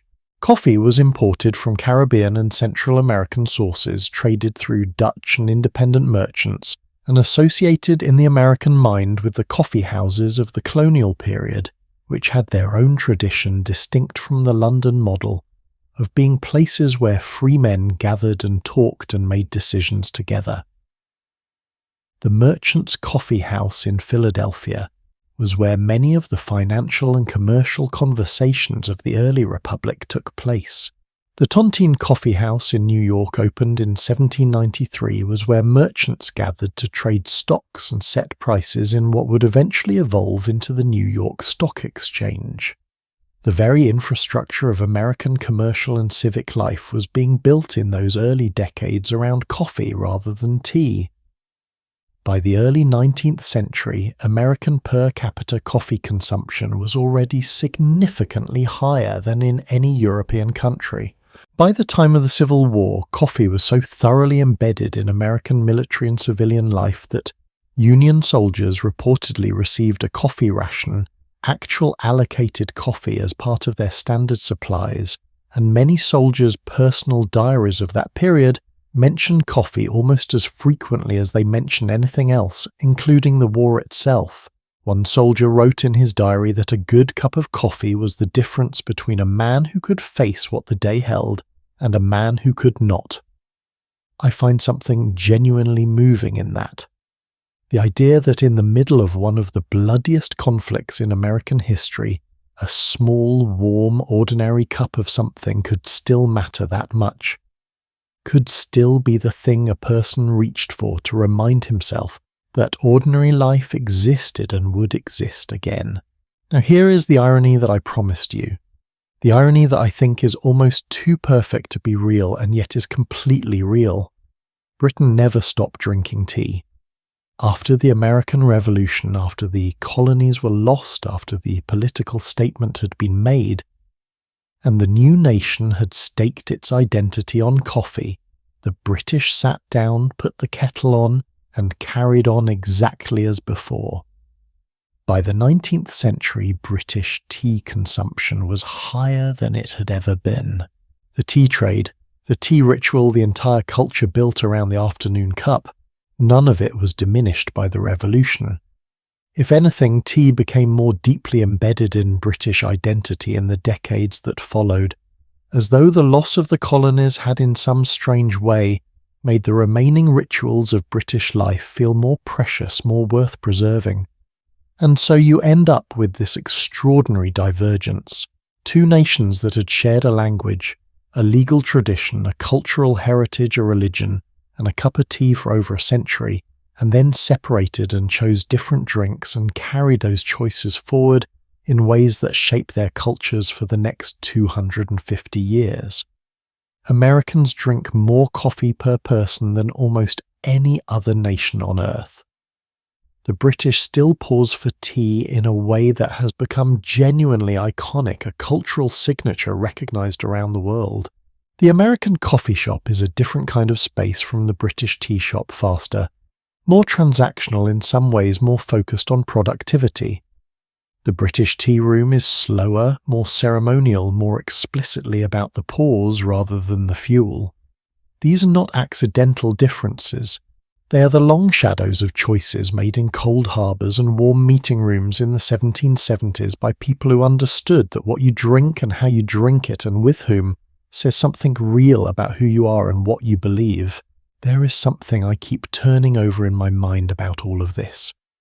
The Boston Tea Party is taught in every American school as a foundational moment of the Revolution, a bold act of resistance against unjust authority.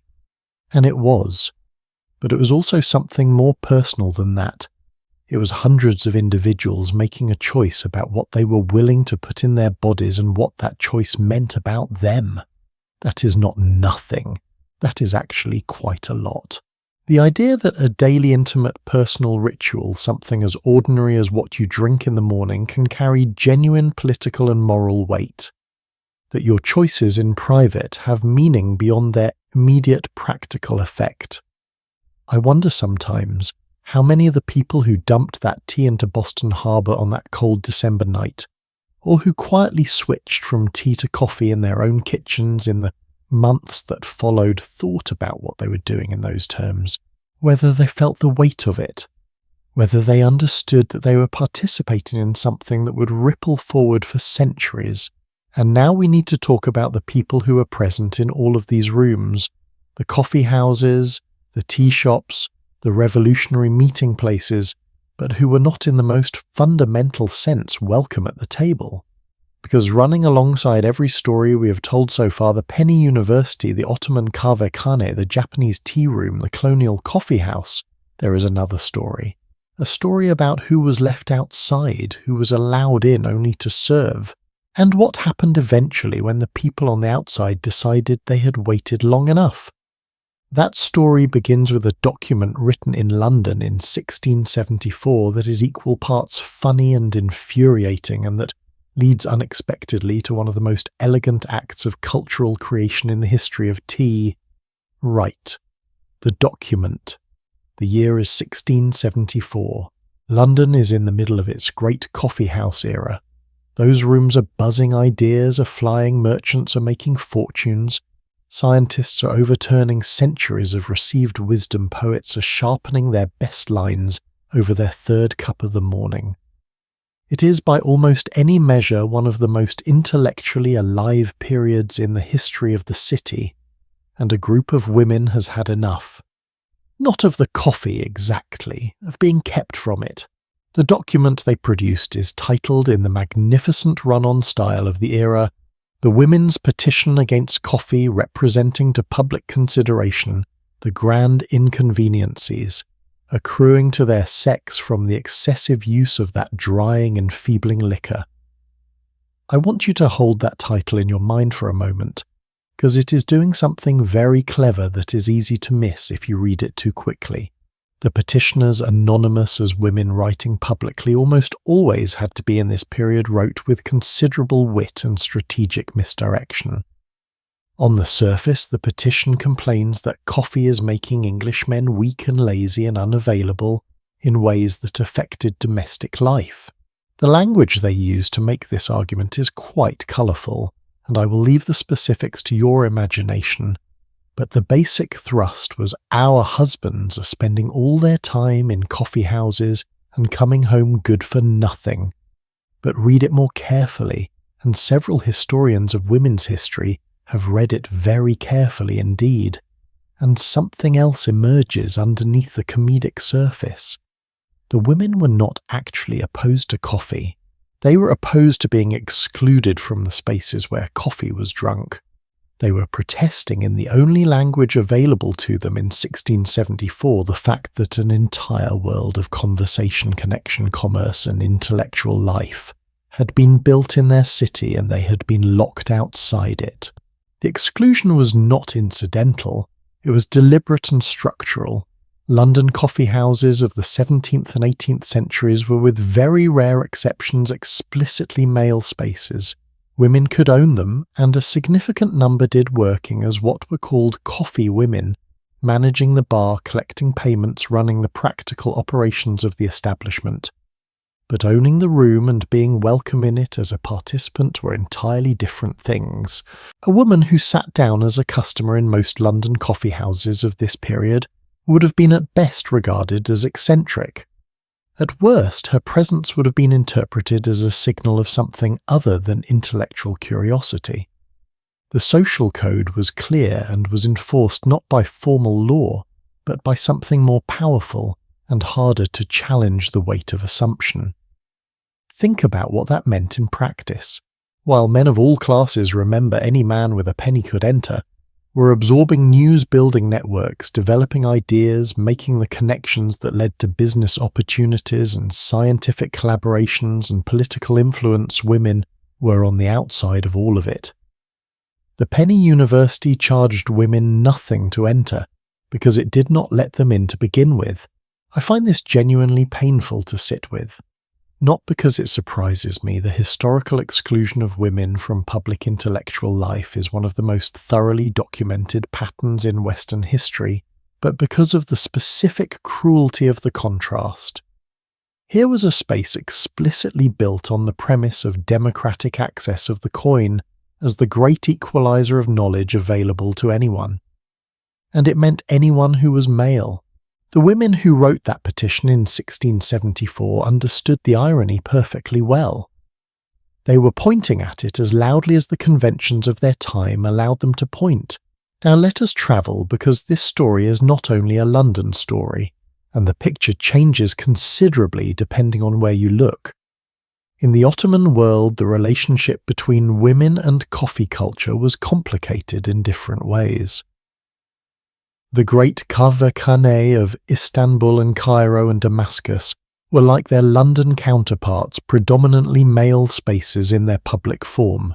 But within the Ottoman domestic world, coffee occupied a very different social position for women, and there is a particular tradition from this culture that I think is one of the most quietly radical things I have encountered in all of this research.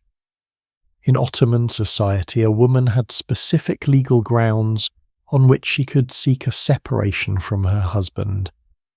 These grounds were limited and serious, sustained mistreatment, abandonment, failure to provide.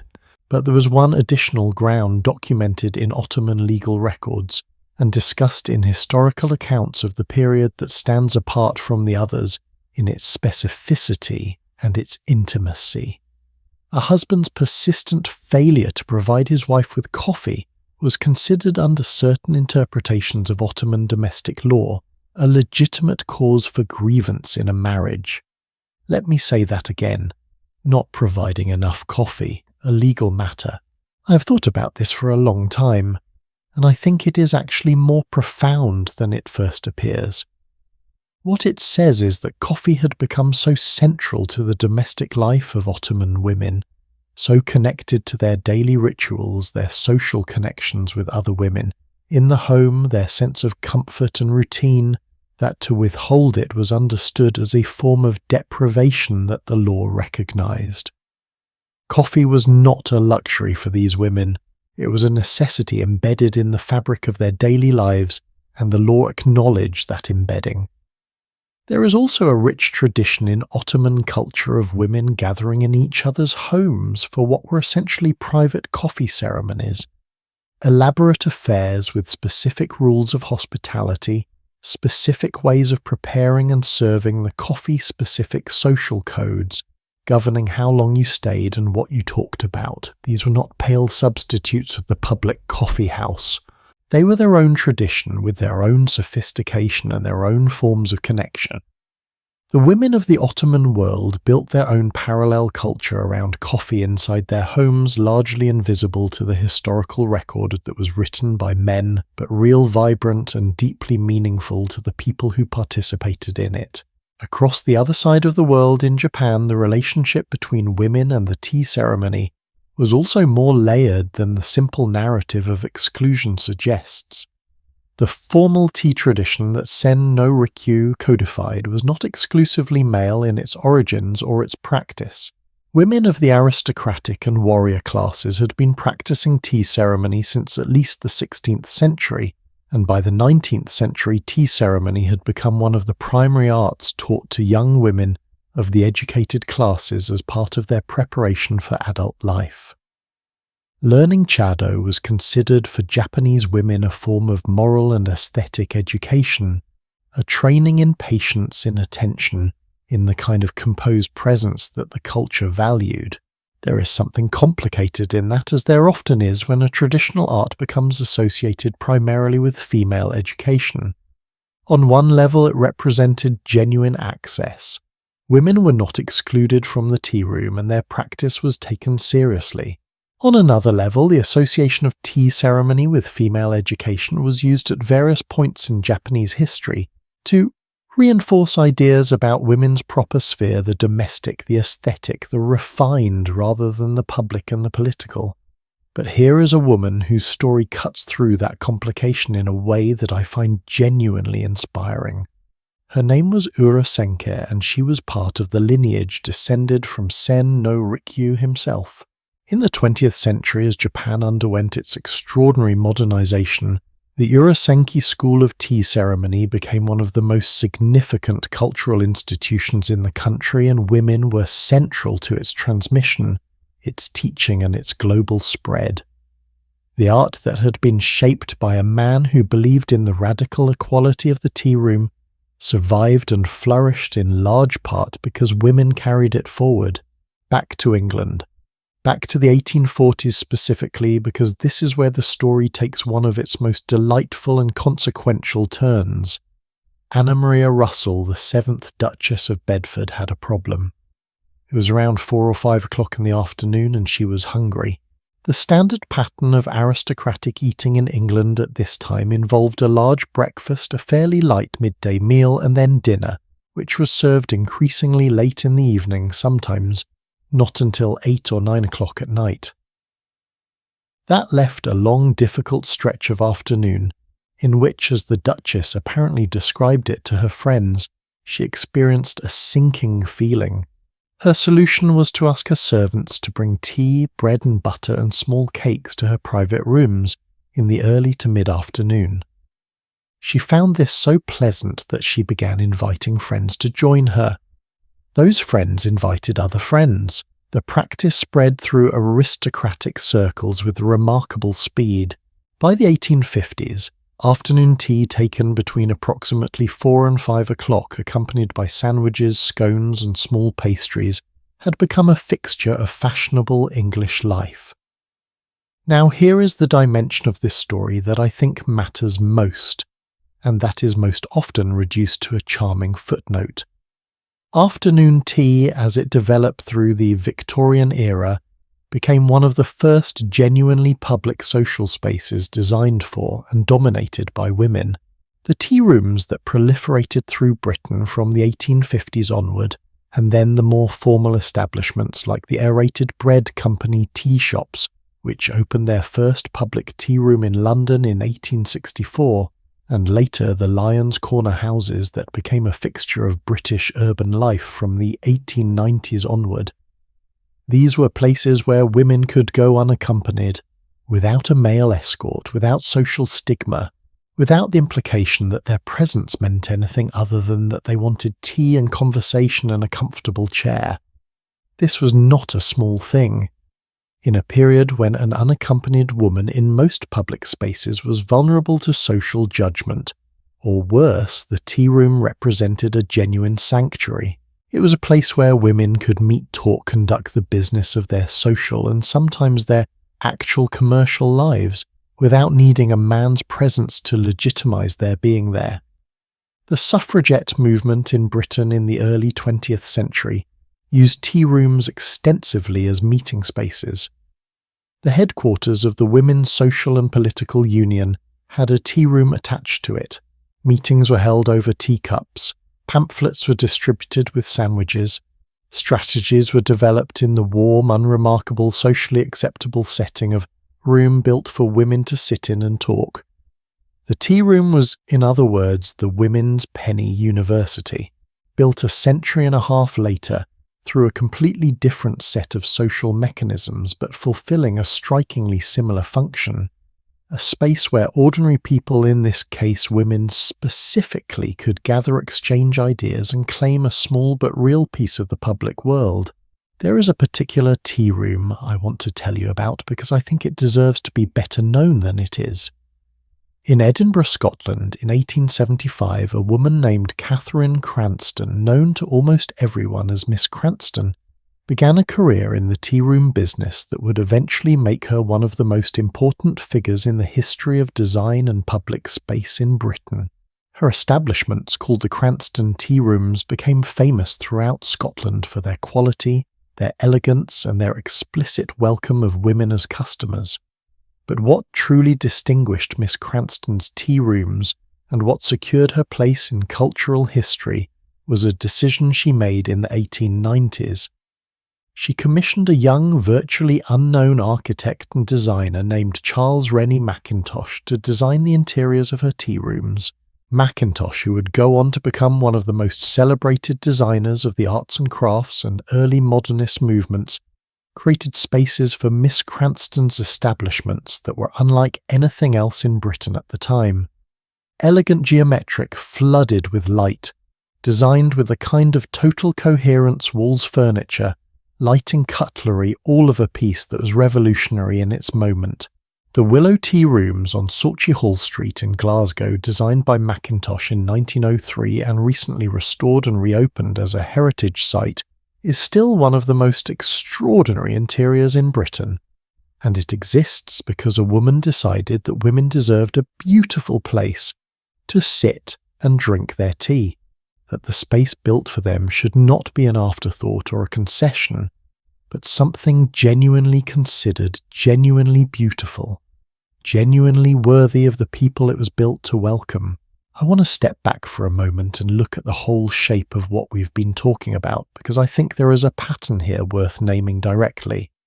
Every time a new social drinking space emerged in history, the Kahve-Khane, the London coffee house, the Viennese cafe, the American colonial coffee house, it carried somewhere in its founding logic a claim about who the public was, who counted, who had the right to be part of the conversation.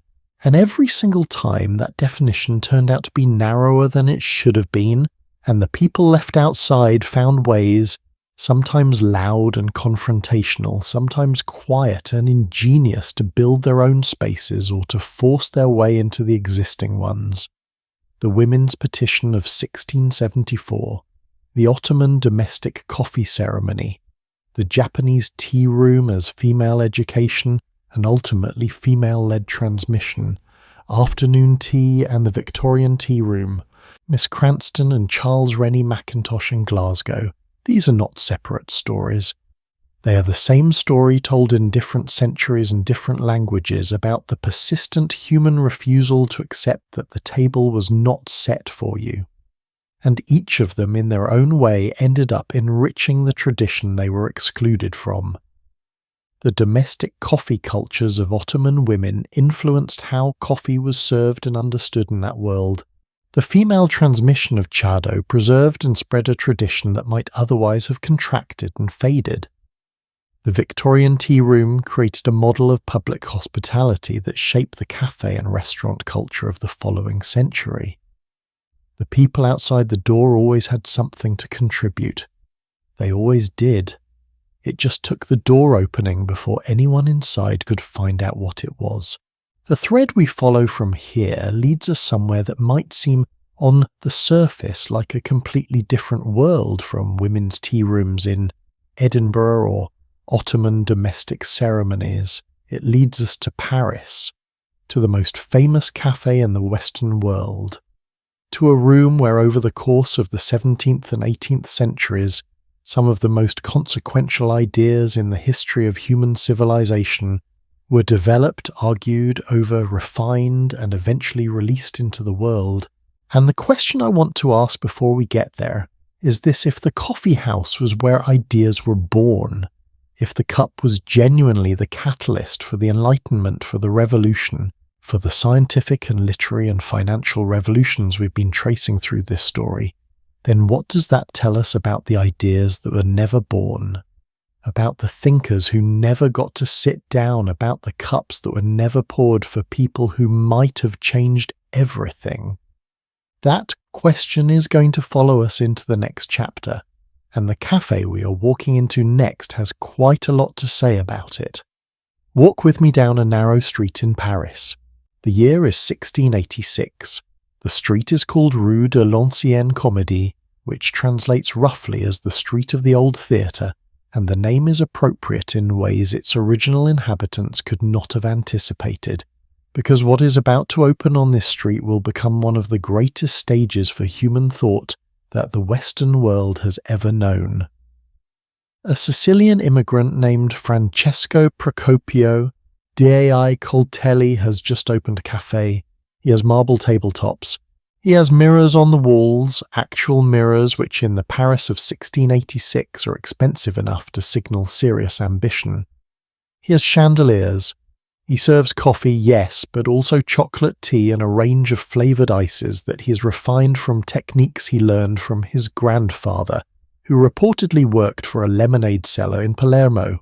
He has created something that Paris has not quite seen before: a public room that combines the democratic accessibility of the coffee house with the physical elegance of a much more exclusive establishment. He calls it Café de Procope. It is still open today. It is the oldest continuously operating cafe in Paris and possibly in the entire Western world, and the story of who sat at its tables and what they thought, and what those thoughts eventually became, is one of the most extraordinary stories in the history of ideas. Let us start with Voltaire, because Voltaire is in many ways the beating heart of everything this café came to represent. François-Marie Arouet, which was his actual name before he adopted the pen name Voltaire reportedly, in part as an anagram of his family name, was one of the most prolific, brilliant, infuriating and influential writers of the 18th century. He wrote plays, poetry, philosophical tales, histories, letters, pamphlets and essays in a volume that still staggers the imagination. He also drank coffee in quantities that were by any reasonable medical standard alarming. Contemporary accounts describe Voltaire consuming somewhere between 40 and 50 cups of coffee per day. His personal doctor reportedly told him with increasing exasperation that coffee was a slow poison. Voltaire's response, which has been quoted and requoted for 3 centuries because it is simply too good to leave out, was essentially perhaps so. But it must be a very slow one since I've been drinking it for 80 years and here I am. He did live to 83, which in the 18th century was extraordinary. Whether the coffee helped or hurt we will perhaps never know. But what we do know is that Voltaire spent decades of his life working and thinking and arguing and writing in cafes, and that Café de Procope was his primary domain for much of his Paris years. He had a regular table. Everyone knew it was his table. People came to the café specifically hoping to catch a glimpse of him, to overhear something, to sit close enough to the most famous mind in France that some of the electricity might jump the gap. But the most important thing that happened at Café de Procope was not any individual act of brilliance by any single person. It was a collaboration so ambitious, so unprecedented in its scope that, when I try to describe it, I still find myself slightly disbelieving that it happened. Denis Diderot and Jean-Laurent d'Alembert began meeting at Café de Procope in the 1740s to plan a project they called the Encyclopedia, not just any encyclopedia, the first attempt in human history to systematically collect, organize and publish the total accumulated knowledge of Western civilization in a single work. Every art, every science, every trade, every philosophy, every craft described, analysed, cross-referenced, made accessible to anyone who could read. The project took 29 years to complete. The finished work ran to 17 volumes of text and 11 volumes of illustrations. It had over 70,000 articles contributed by more than 140 writers, including Voltaire, Rousseau, and virtually every major intellectual figure of the French Enlightenment. It was when completed the most comprehensive repository of human knowledge ever assembled, and the ideas it encoded and spread through the reading public of Europe helped build the intellectual architecture for everything that came after. It was planned in a café, over coffee, by 2 men sitting at a marble table under a chandelier talking about what they wanted to know and who they wanted to tell. I think about that sometimes when I am sitting in a coffee shop with a notebook trying to think through something, the weight of that lineage, the idea that Diderot and d'Alembert sat in essentially the same kind of space doing essentially the same kind of thing and produced something that changed the world.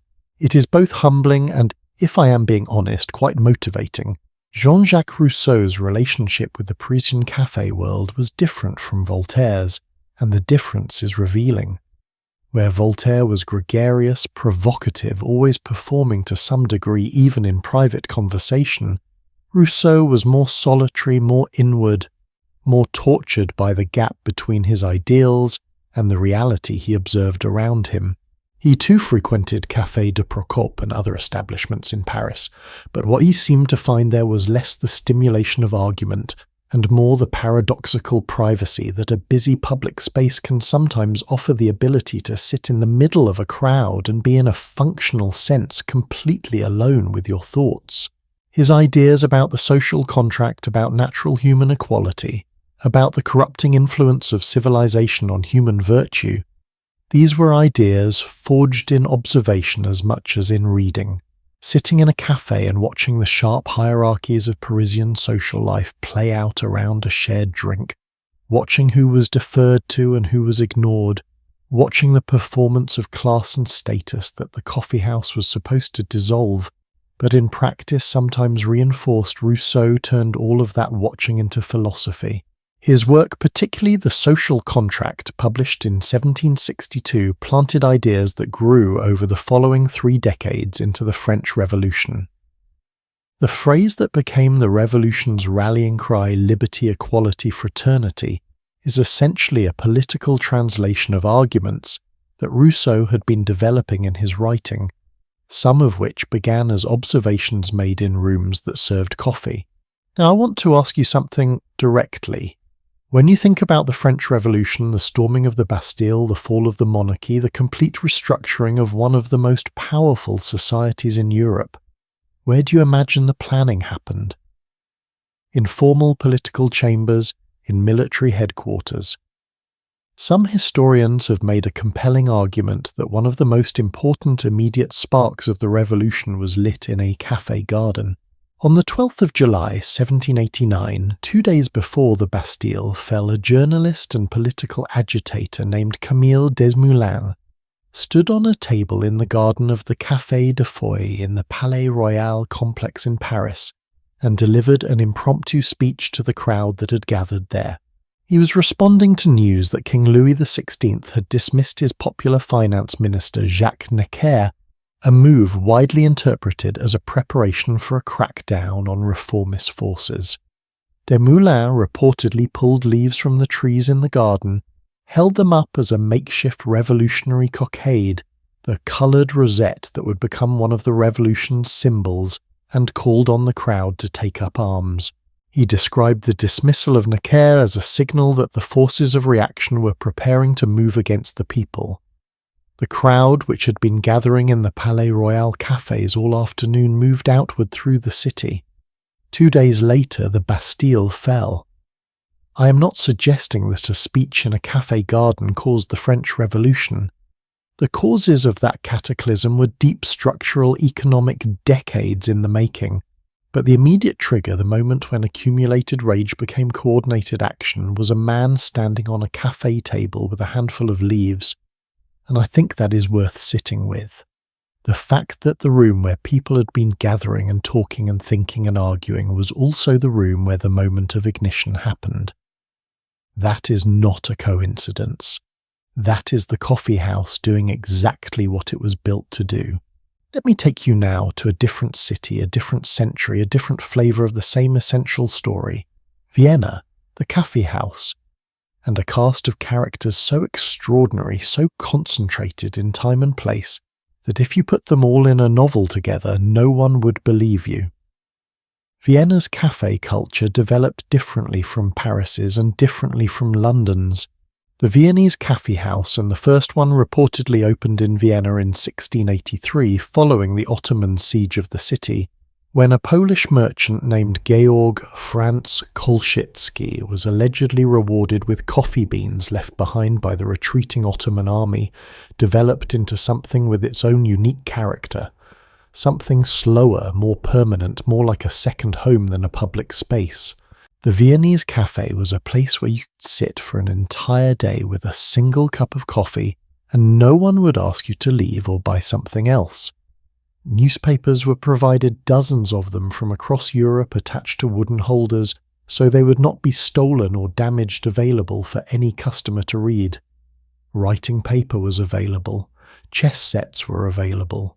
You could receive mail at your regular cafe. Some establishments served as de facto postal addresses for their regular customers. The Viennese cafe was not just a place to visit. It was a place to live. And the people who lived there in the late 19th and early 20th centuries were among the most remarkable collection of minds ever assembled in a single city.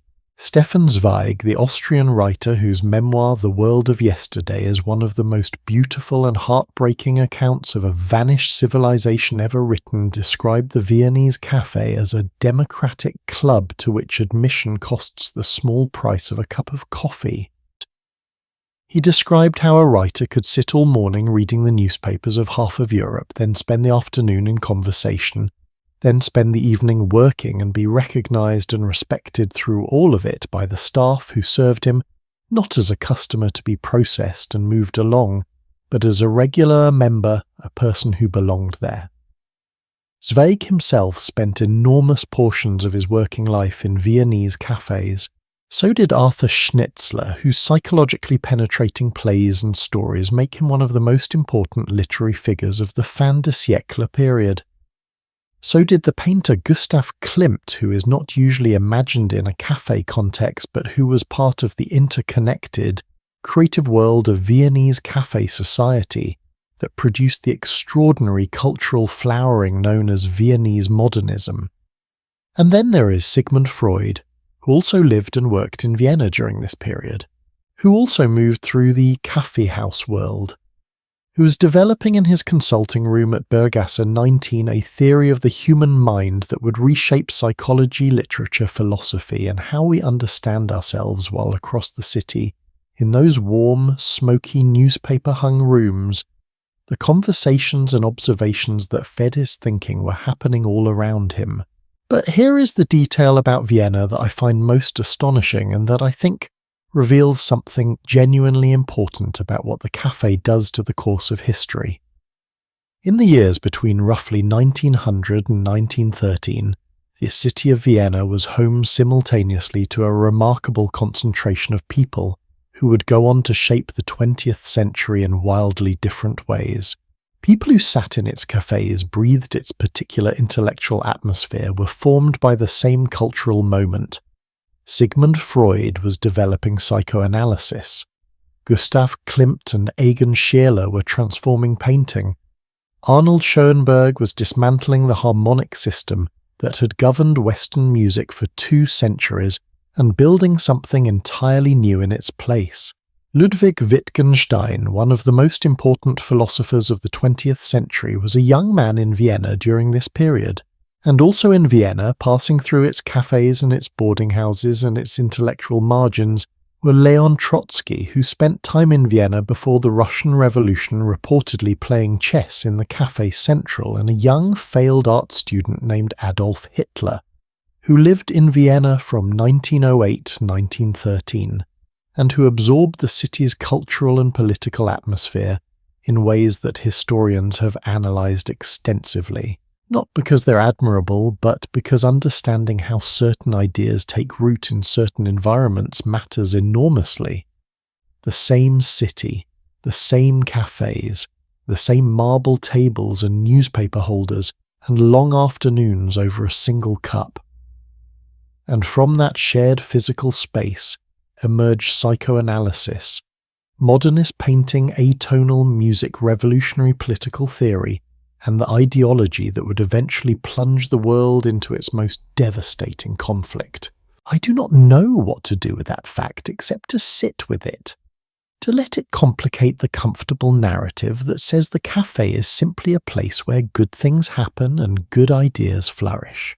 The cafe is a place where ideas happen, full stop. What those ideas are and what they become depends on who is sitting at the table and what they are bringing with them. The room is neutral. The thinking is not. The philosopher who articulated this most clearly, the one who gave us the theoretical vocabulary for understanding what the cafe and the coffee house actually are and why they matter, was a man named Jürgen Habermas, whose work on what he called the public sphere, published in German in 1962 and translated into English in 1989, used the European cafe tradition as one of its central examples.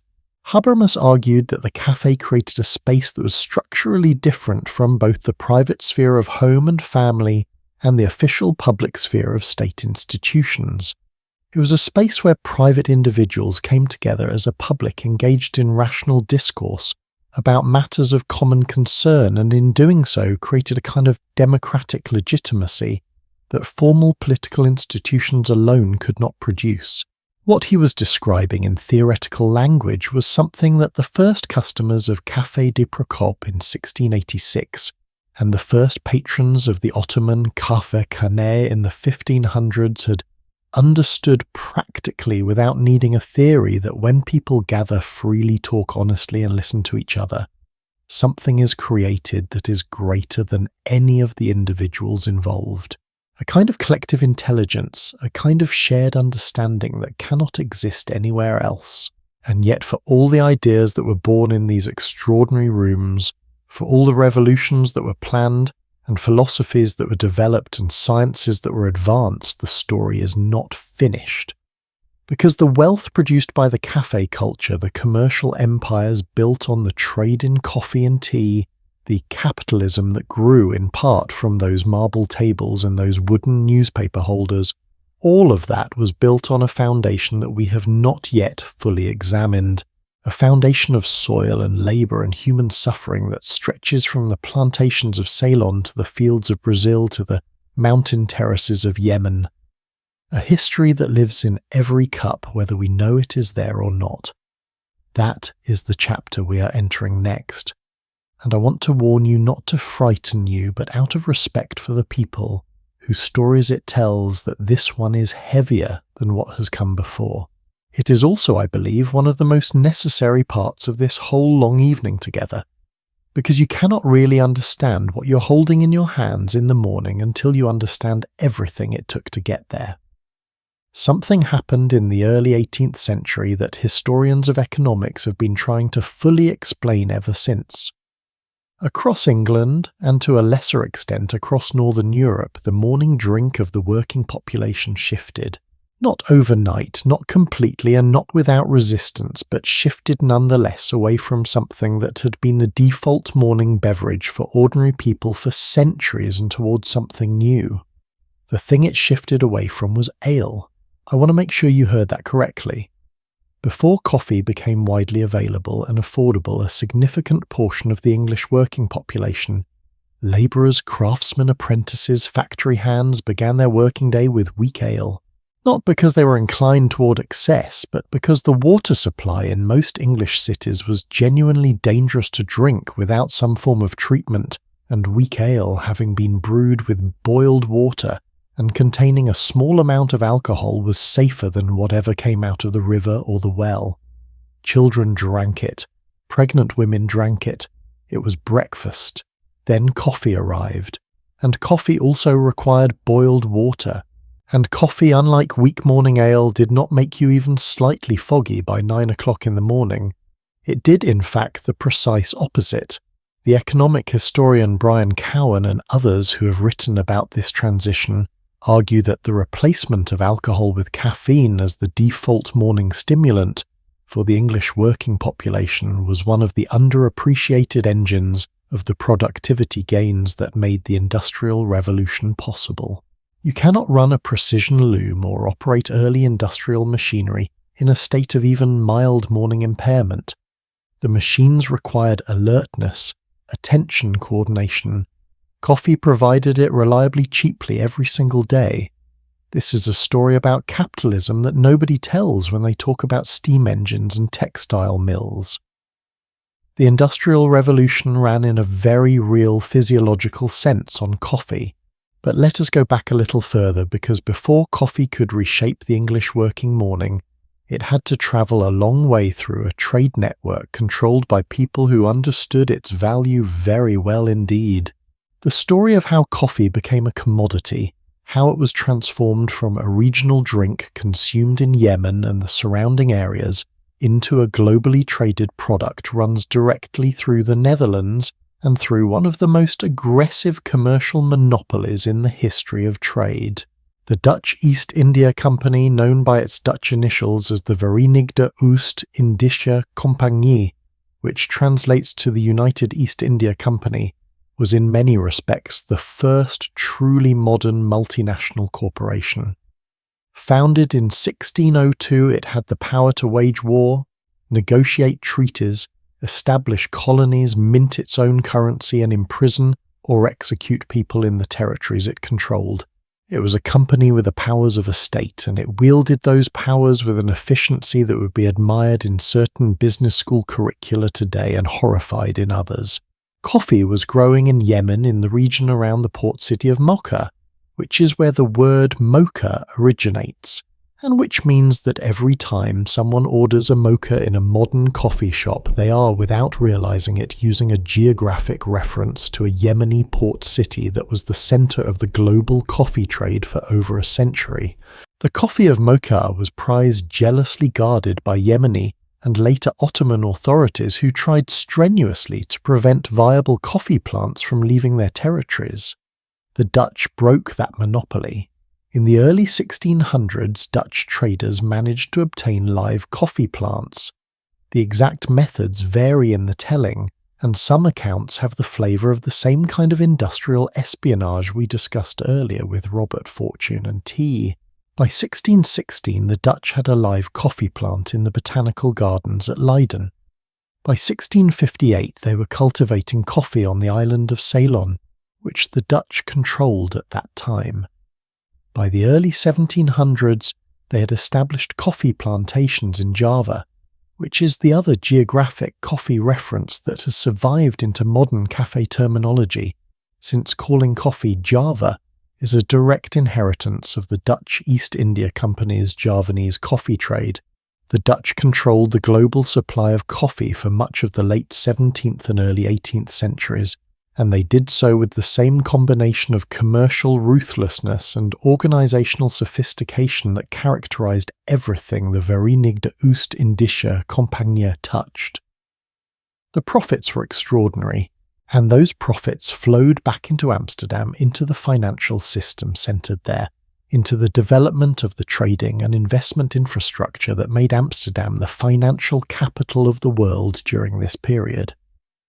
The Amsterdam Stock Exchange, established in 1602, the same year as the Verenigde Oost-Indische Compagnie itself, was among other things a market for trading shares in the spice and coffee trades. For the first time in human history, ordinary people with capital could invest in distant commercial ventures without making the journey themselves. They could buy a piece of a ship sailing to Java, or a share of a coffee warehouse in Amsterdam, and receive a portion of the returns if the venture succeeded. The mechanisms of modern financial capitalism, publicly traded shares, joint stock companies, the separation of ownership from management, were being developed in significant part through the trade in coffee.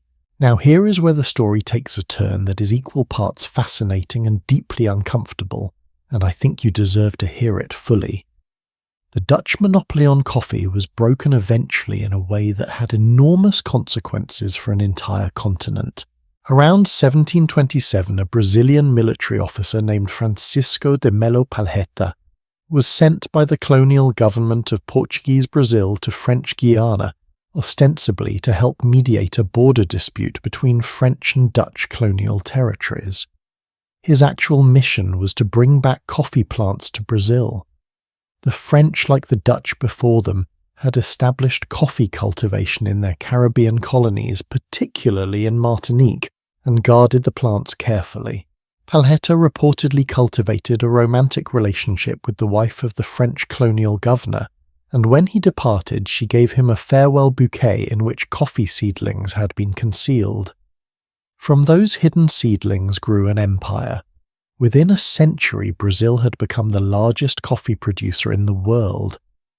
By 1900, Brazil was producing approximately 75% of the world's entire coffee supply. The São Paulo state economy was so completely dominated by coffee that its flag, which it adopted in the early 20th century, includes the phrase "Ordem progresso," order, and progress, a motto associated with the positivist philosophy, adopted by Brazil's coffee-growing elite as the intellectual justification for their economic and political dominance. But here is the part of this story that cannot be separated from the rest. The Brazilian coffee economy of the 19th century was built on enslaved labor. Brazil was the last country in the Western Hemisphere to formally abolish slavery. It did not do so until 1888. For the decades before that, the vast coffee plantations of São Paulo and Minas Gerais were worked by enslaved people brought primarily from Africa, under conditions of brutality that the documentary record makes absolutely clear. By the mid-19th century, somewhere between 1.5 and 2 million enslaved people were working on Brazilian coffee plantations. The coffee that filled European and North American cups, that fueled the industrial productivity of Manchester, and the intellectual conversations of Parisian cafes that was traded on the Amsterdam and London exchanges, much of it, had been grown and harvested by people who had no freedom, no legal rights, and no share in the enormous wealth being generated by their labour. I want to pause here and acknowledge something directly. This is the most uncomfortable part of this entire story to tell, and I have been thinking about how to tell it responsibly for a long time. The easy thing, the thing that a lot of histories of coffee and tea do, is to mention this in passing, to give it a paragraph gesture towards its significance, and move on to something warmer and more palatable. I do not want to do that.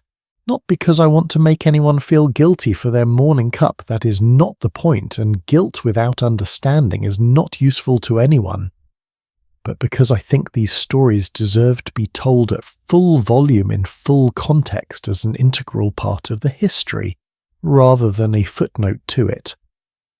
The global economy of coffee and tea that developed from the 17th century onward was in its structural foundations an economy of extraction. The value flowed in one direction from the hands of people doing physical labour in tropical climates into the pockets of trading companies and plantation owners and commodity traders in Amsterdam and London and Lisbon and New York. The people at the producing end of the chain were with depressing regularity either enslaved, indentured, or so structurally constrained by debt, by colonial law, by lack of alternatives, that the difference between formal slavery and their actual situation was mostly a matter of legal terminology. After the formal abolition of slavery in various territories, this structure did not simply dissolve, it adapted. In many coffee-growing regions of Central America, systems of debt, peonage and vagrancy laws effectively bound indigenous workers to coffee plantations in ways that preserve the economic relationships of slavery while removing its legal name. In British-controlled tea territories, the indentured labour systems we discussed earlier in this story continued well into the 20th century. The specialty coffee movement of the late 20th and early 21st centuries, with its emphasis on fair trade certification, direct trade relationships, and transparency about where coffee comes from and how the people who grew it are compensated, emerged as a direct response to the recognition that this historical structure had not disappeared. It had simply become less visible. There is one more piece of the financial story that I want to bring in here because it illuminates something important about the relationship between coffeehouses information and the particular kind of financial behaviour that can become catastrophic when it outpaces understanding. The South Sea Bubble of 1720 is one of the most dramatic episodes in the history of financial markets. The South Sea Company had been granted monopoly on British trade with South America and the Pacific, a trade that was at the time largely theoretical since Britain did not actually control access to most of these markets. But the monopoly sounded valuable, the promotional material was persuasive, and in the speculative fever of the early 18th century investors piled in. Share prices in the South Sea Company rose from around £100 in January of 1720 to over £1,000 by June. Members of the aristocracy, members of Parliament, merchants, clergymen, widows investing their life savings, all of them bought in, driven by the conviction that everyone else buying must know something they did not. And where was this all happening? In the coffee houses of Exchange Alley in London. Garraway's, which I mentioned earlier in the context of auction trading, and Jonathan's, which would eventually become the London Stock Exchange. These were the rooms where South Sea Company shares were bought and sold, where rumours were exchanged, where the speculative bubble was inflated with every transaction. When the bubble burst in late 1720, it destroyed fortunes across British society. Isaac Newton, who had made a modest early profit on the company's shares and then reinvested at a higher price, reportedly lost around £20,000, equivalent to several million pounds today, and reportedly said afterward that he could calculate the movement of heavenly bodies but not the madness of people. Newton losing his savings in a coffee house stock bubble. I find that image extraordinarily humanizing. Here is the greatest scientific mind of his generation, the man who had worked out the mathematics of the solar system, brought completely undone by the same irrational herd behavior that has tanked financial markets in every century before and since. The coffee house gave him the Royal Society. The coffee house also cost him his fortune. It was not a place of pure rationality. It was a place of human beings with all the brilliance and folly that entails. Here is the broader pattern I want you to carry forward from this chapter, because I think it matters for how we understand everything that has come before and everything that comes after. The coffee house and the tea trade did not simply happen alongside the development of modern capitalism. They were structurally intertwined with it at every level, from the daily organization of labor through the caffeine-fueled working morning to the financial markets that emerged from coffeehouse information networks, to the global commodity chains that produced the raw materials, to the speculative fever that turned a cup of coffee on a trading table into an instrument of both wealth creation and financial ruin. Capitalism as we understand it today, with its stock markets, its insurance systems, its commodity trading, its newspaper-driven information economy, bears the fingerprints of the coffee house at almost every point of origin. That is not a metaphor. That is a historical claim with documentary evidence behind it, and the exploitation that financed it, the enslaved people on Brazilian plantations, the indentured workers in Assam and Ceylon, the indigenous labourers on Central American fincas, that too is part of the structure. Not separate from the comfortable story of intellectual cafes and innovative financiers, the same story. All of it braided together into the cup that you hold without necessarily thinking about any of this. But I want to end this chapter not with weight, but with something that genuinely moves me. Because running alongside this entire dark commercial history, there is another thread, quieter, more personal, more human, that has never gone away. In every era, in every culture, in every economic system, there have been people who sat with a cup of something warm and felt for just a moment completely themselves. A plantation worker in 19th century Brazil who grew the coffee he would never be able to afford to drink. A factory worker in Manchester who started her shift in the pre-dawn cold and wrapped both hands around the first cup of the morning and felt something settle inside her. A student in Vienna sitting with a single cup for 4 hours writing pages that might or might not amount to anything. The drink does not care about its own history. It is just warm, and it is just present, and it asks nothing more of you than that you be present with it. That quality, that simple, persistent, incorruptible warmth is what we're going to look at one more time as we move toward the end of this story. Because there is a part of this history we've not yet spoken about that sits between the darkness of exploitation and the brightness of intellectual revolution. It is a story about the physical labour of cultivation and harvest, about the soil and the altitude, and the rain, about the hands that touched every leaf and every bean before it reached your cup. That is where we are going next. And I think it might be the chapter that changes quietly and permanently how you feel every time you fill a kettle or grind a handful of beans. Not with guilt, with something closer to gratitude. The kind of gratitude that actually sees what it is grateful for. There is a mountain in Ethiopia called Kaffa.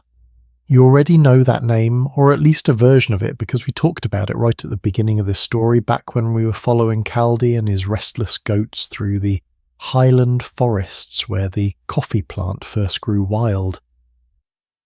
But I want to return to it now from a different angle. Not through legend this time. Through something much more present, much more specific, and considerably harder to look at directly.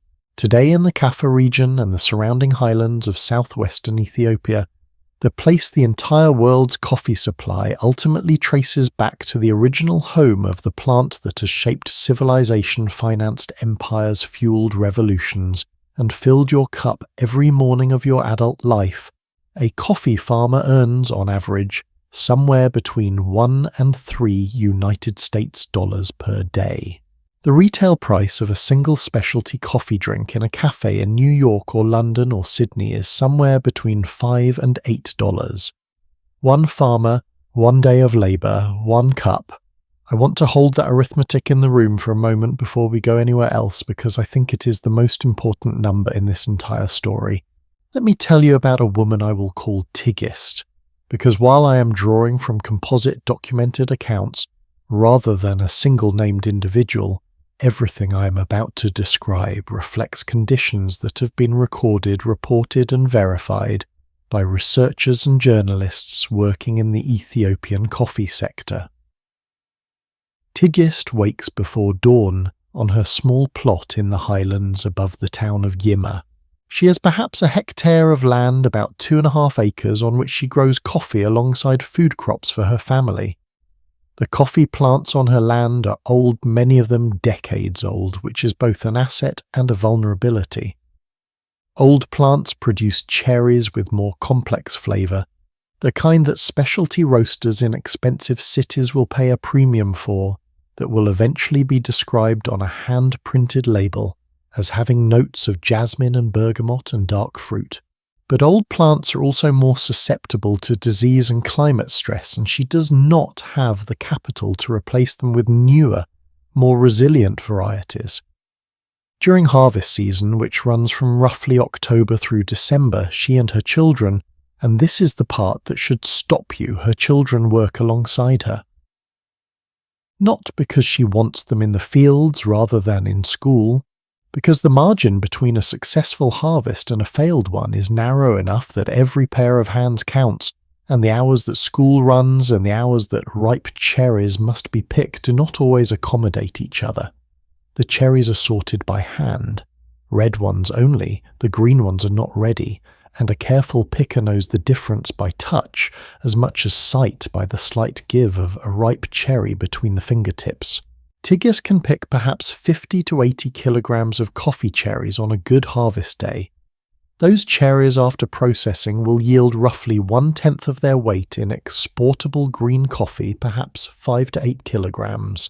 That green coffee will sell at prices set by the global commodity market, over which she has no influence whatsoever, and the amount she receives will pass through multiple layers of traders, exporters, importers, roasters, and retailers before the final product is sold.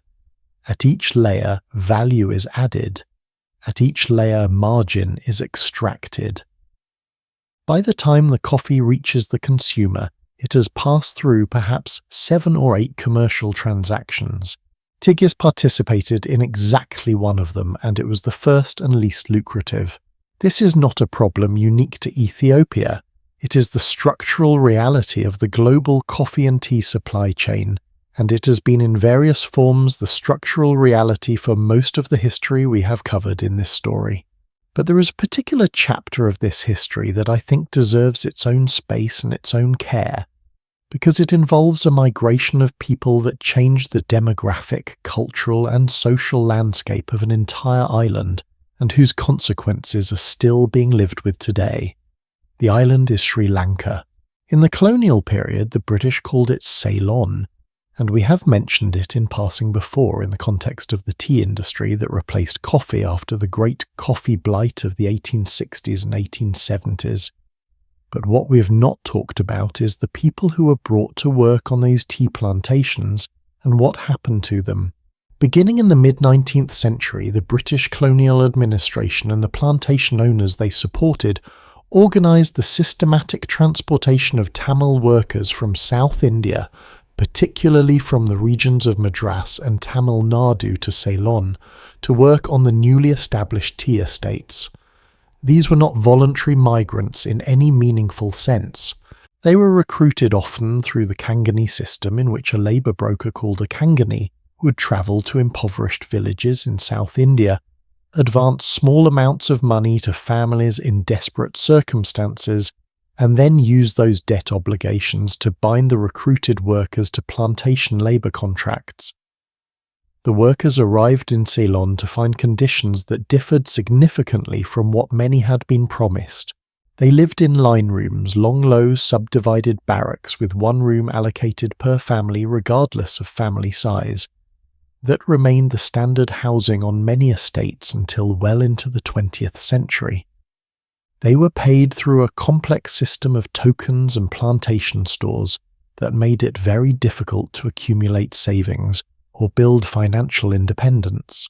Their children grew up on the estates, attended estate schools that provided basic education but limited pathways beyond the plantation world, and were often absorbed back into plantation labour as adults.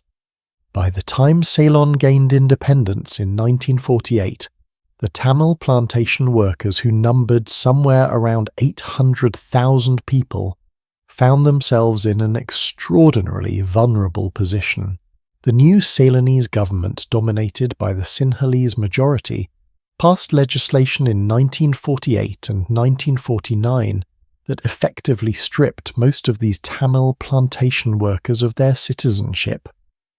People who had lived in Ceylon for 3, 4, sometimes 5 generations, whose families had built the tea industry that was the backbone of the national economy, were rendered stateless. They could not vote. They could not own land.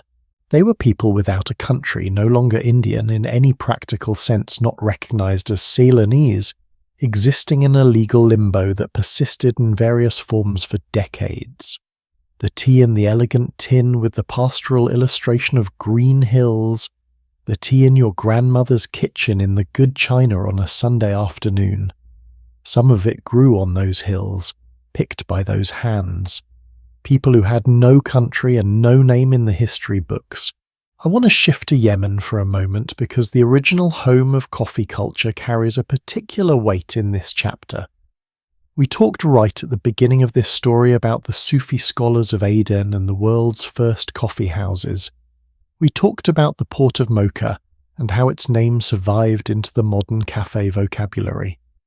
Yemen was not just present at the beginning of the coffee story. For over a century, Yemen was the coffee story, the only source, the guarded monopoly, the place from which all of the world's supply eventually derived. Today, Yemen is in the midst of one of the most severe humanitarian crises on the planet. The civil conflict that began in earnest in 2015 has produced conditions of suffering on a scale that is difficult to process from the comfortable distance of a chair and a warm drink. Millions of people facing hunger, infrastructure destroyed, healthcare systems collapsed, and in the middle of all of this, in the mountain terraces of regions like Haraz and Bura and Al Udain, Yemeni farmers are still growing coffee, the same varietals in some cases descended from plants that have been cultivated continuously for 500 years. The flavour profiles are extraordinary complex wine-like fruit, forward in ways that serious coffee professionals describe with the kind of reverence usually reserved for the greatest wines. Yemeni coffee commands premium prices in specialty markets precisely because of its rarity, its history, its almost miraculous persistence. But the farmers growing it are doing so in circumstances of difficulty that most of the people paying those premium prices will never have to imagine. Disrupted supply chains, ports closed or destroyed, roads that make reaching markets dangerous or impossible, and yet the harvest continues because it has always continued, because the knowledge of how to tend these particular plants on these particular terraces is in the hands of people for whom it is not a romantic artisanal practice, but simply survival. I find something both heartbreaking and profoundly moving about that. The place where coffee culture began, still producing, still offering something remarkable to the world, even while the world largely fails to adequately see or support it. Here's a question I want to ask you genuinely and not rhetorically. When was the last time you thought about where your coffee or tea actually came from? Not the brand, not the cafe, I mean the soil, the altitude, the hands. Most of us have not thought about it much, and I include myself in that. We consume these drinks with such familiarity, such routine, that the production of them has become as invisible as the production of water from a tap. It arrives. We drink it. The chain of causation in between is somewhere we do not tend to look. The specialty coffee movement that emerged seriously from the 1980s onward, and that has accelerated dramatically in the 21st century, was built in significant part on the argument that this invisibility was not inevitable. That the gap between the person who grew the coffee and the person who drank it did not have to be as wide or as dark as it had historically been. Trish Rothgeb, a coffee professional and writer, is credited with popularizing the term third wave coffee in a 2003 article to describe this movement, the idea that the first wave was mass commodity coffee. The second wave was the Starbucks-style cafe culture that made specialty drinks broadly accessible.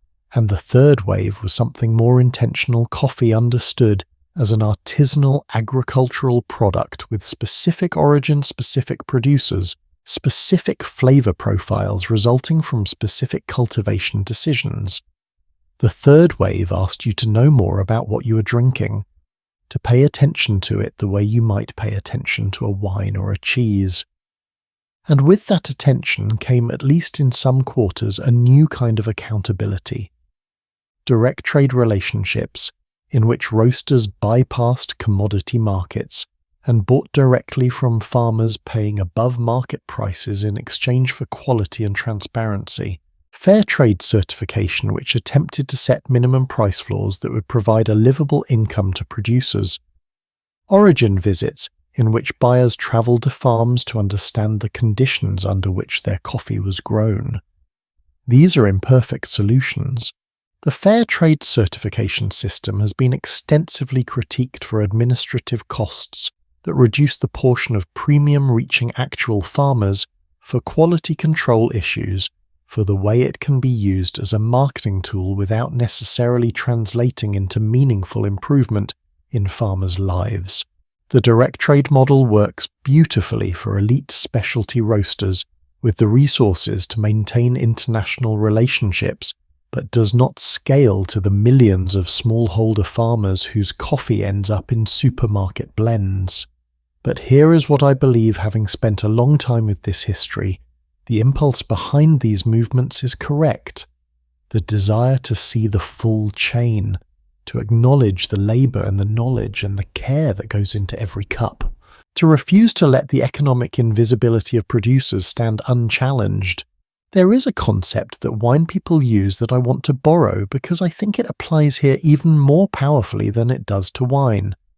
The French word terroir, it refers to the complete natural environment in which a crop is produced, the soil composition, the altitude, the rainfall, the temperature variations between day and night, the particular combination of factors that gives a wine from one valley a character that cannot be replicated anywhere else in the world. Terroir is the fingerprint of a place in a glass. Coffee has terroir too. Tea has terroir. A Yirgacheffe coffee from the highlands of Ethiopia tastes different from a Huila coffee from Colombia. Not just because the varieties are different, but because the soil is different, the altitude is different, the fog is different, the specific ecosystem of insects and fungi and microorganisms in the root systems of the plants is different. Place is in the cup if you know how to taste it. But I want to expand the concept, because I think genuine terroir includes not just the natural environment, but the human environment, the hands that pick the cherries, the knowledge of when to pick and when to wait, the particular way a specific family has been processing their particular lot for 3 generations, the decision to dry the coffee on raised beds rather than the ground, which changes the flavour in ways that take years to learn to predict. The person who stays up through the night turning the drying beans so they do not develop mould. All of that is in the cup too. It is just that we have built a global supply chain specifically designed to make it invisible.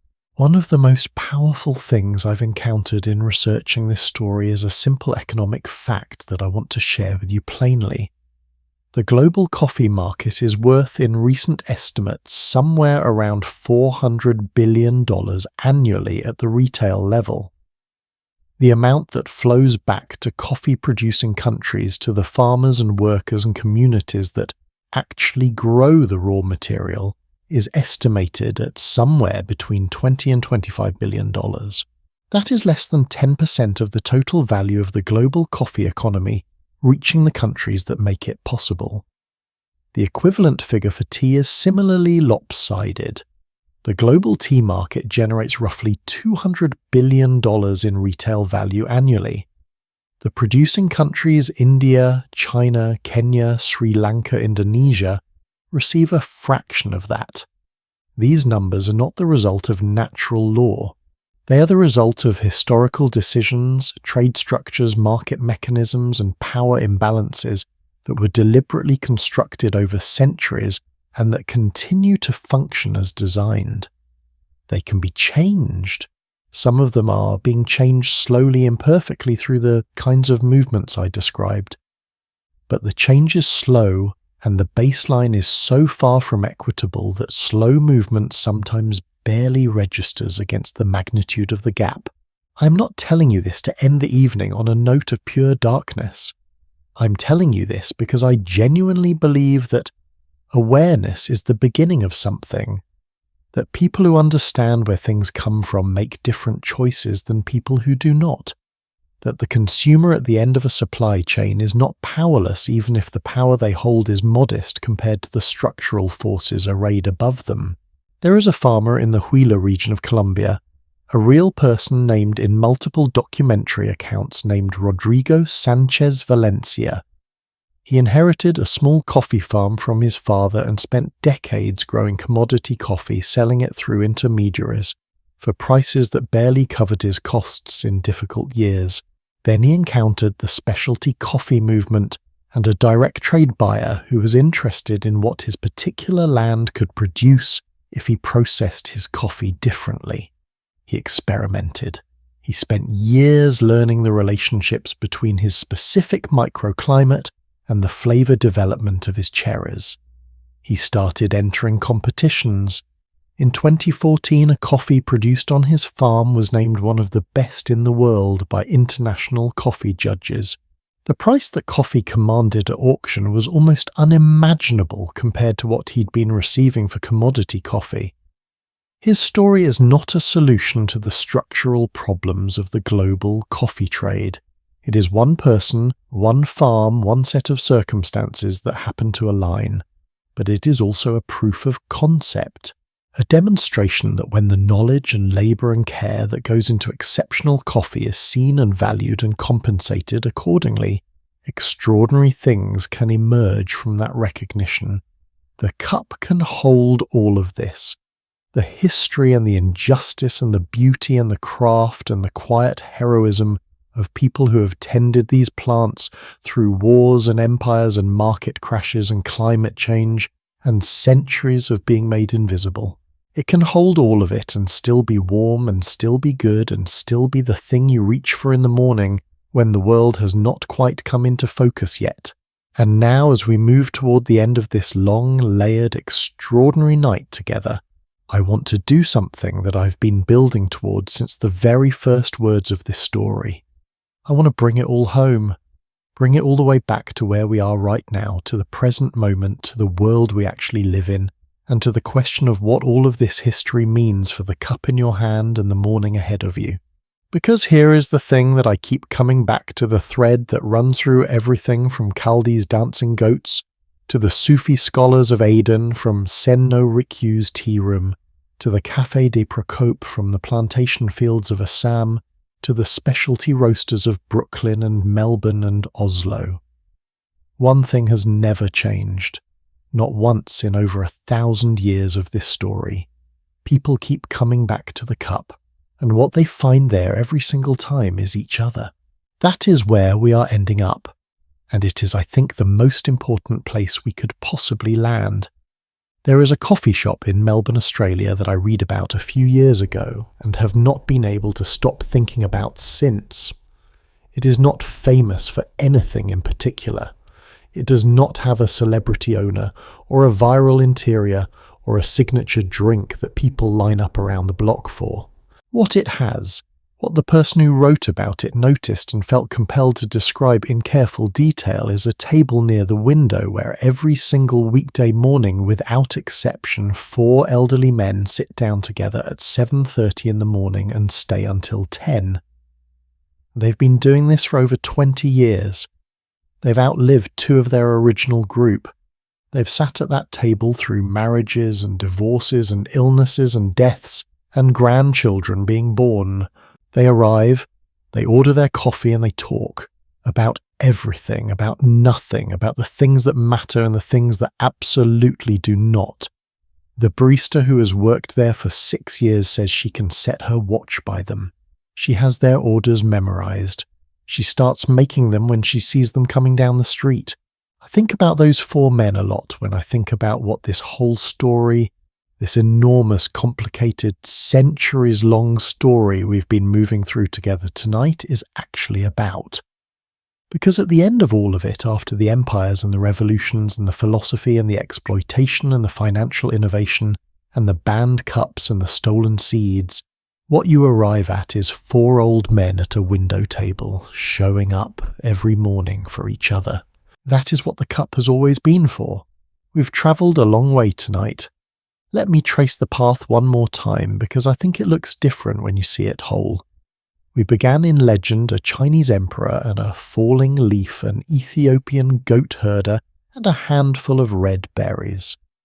We found in those origin stories something that turned out to be true of the entire history that followed, that the greatest discoveries tend to happen to people who are paying attention to the world around them rather than trying to control it. We moved to Yemen in the 15th century and watched the world's first social drinking houses emerge from the devotional practices of Sufi scholars who needed to stay awake for prayer, and found almost by accident that they had invented something far more radical than an alternative to sleep. They had invented the public sphere, the room that belonged to everyone. We sat in silence in a Japanese tea room and listened to water that sounded like wind through pine trees, and we thought about what it means to be completely present for your own life. About the philosopher and aesthete Sen no Rikyu, who built a doorway so small that everyone who entered had to bow regardless of who they were, and who faced his end with the same composed attention he'd brought to every cup. We watched governments from Mecca to London to Constantinople try to close the rooms where people gathered and talked, and we watched every single one of them fail. Because you can close a building. You cannot close the need that building is filling. We walked into the Penny University and found Isaac Newton and Edmund Halley arguing about the stars. We watched the Royal Society grow from coffeehouse conversation. We saw the first modern insurance market and the first stock exchange emerge from the same tables where men went simply to drink something dark and bitter and read the morning news. We followed the leaf that moved empires through the opium wars and the stolen seeds, and Robert Fortune travelling in disguise through the tea gardens of Fujian, and we let ourselves feel the full weight of what an empire's addiction can cost the people standing in its way. We stood at Boston Harbour on a cold December night and watched a nation choose its drink as an act of political conscience. And then we smiled at the irony that the British who lost those colonies partly over the cup of tea went home and put the kettle on, and have not stopped since. We read the Women's Petition of 1674 and heard the voices of the people who were kept outside the door, and we followed them through Ottoman domestic ceremonies and Victorian tea rooms and the extraordinary interiors of Miss Cranston's Glasgow tea houses until we arrived at a room that was finally genuinely built for them. We sat with Voltaire at his regular table in Café de Procope as he drank his 40-something cups for the day, and we watched Diderot and D'Alembert plan an encyclopedia that would contain the whole of human knowledge planned over coffee in a public room by men who believed that what was known should be accessible to everyone. We felt the electric, dangerous atmosphere of pre-revolutionary Paris, and we sat in the slow warm amber of a Viennese coffeehouse where you could receive your mail, read the newspapers of half of Europe, and belong somewhere simply by being there. We faced the dark cup, the plantation labour, the indentured workers, the enslaved people whose hands touched every bean and leaf before it reached the tables where men discussed liberty and progress. We did not look away from it. We let it be part of the story because it is part of the story, and pretending otherwise would be a kind of dishonesty that none of what we discussed tonight deserves. And then we came here, to the present, to the question of what it all means now. Here is what I believe, having spent a long time living inside this history. The coffee shop and the tea house, and every form they have taken across 1,000 years, the café, the coffee house, the Victorian tea room, the penny university, the colonial coffee house, the specialty cafe with its hand-printed origin labels and its pour-over ritual. All of them have been at their best the same thing. A practice in the art of being human together. Not a grand practice, not a heroic one. A quiet one, a daily one. The kind that does not make the history books by itself, but that, accumulated across millions of people and hundreds of years, turns out to have made almost everything else possible. The Enlightenment happened in those rooms. The Industrial Revolution was fueled by them. Revolutions were planned in them. Philosophies were born in them. Financial systems were built in them. Friendships that lasted entire lifetimes were started over a first shared cup. Griefs were sat with. Decisions were made. Books were written. Ideas that changed the world were thought for the first time in those particular chairs at those particular tables. And tomorrow morning, not the grand historical tomorrow, just the ordinary one, the one that will arrive, whether you are ready for it or not, some of that will happen again. In smaller ways, with less world historical consequence, but in the same essential spirit. Someone will sit down across from someone else. Someone will wrap both hands around something warm. Something will be said that could not quite be said anywhere else. That is not nothing.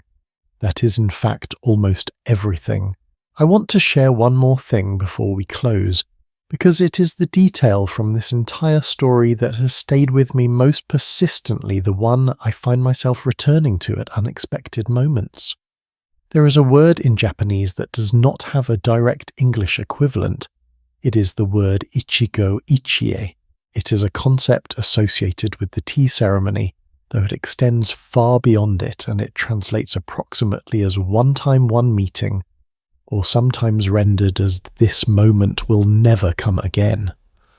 The idea is that every gathering, every encounter, every shared cup is singular. It cannot be repeated. The specific combination of people, mood, light, season, conversation, that exact confluence will never exist again in quite the same form. And therefore each gathering deserves to be treated as the rare and irreplaceable thing it actually is.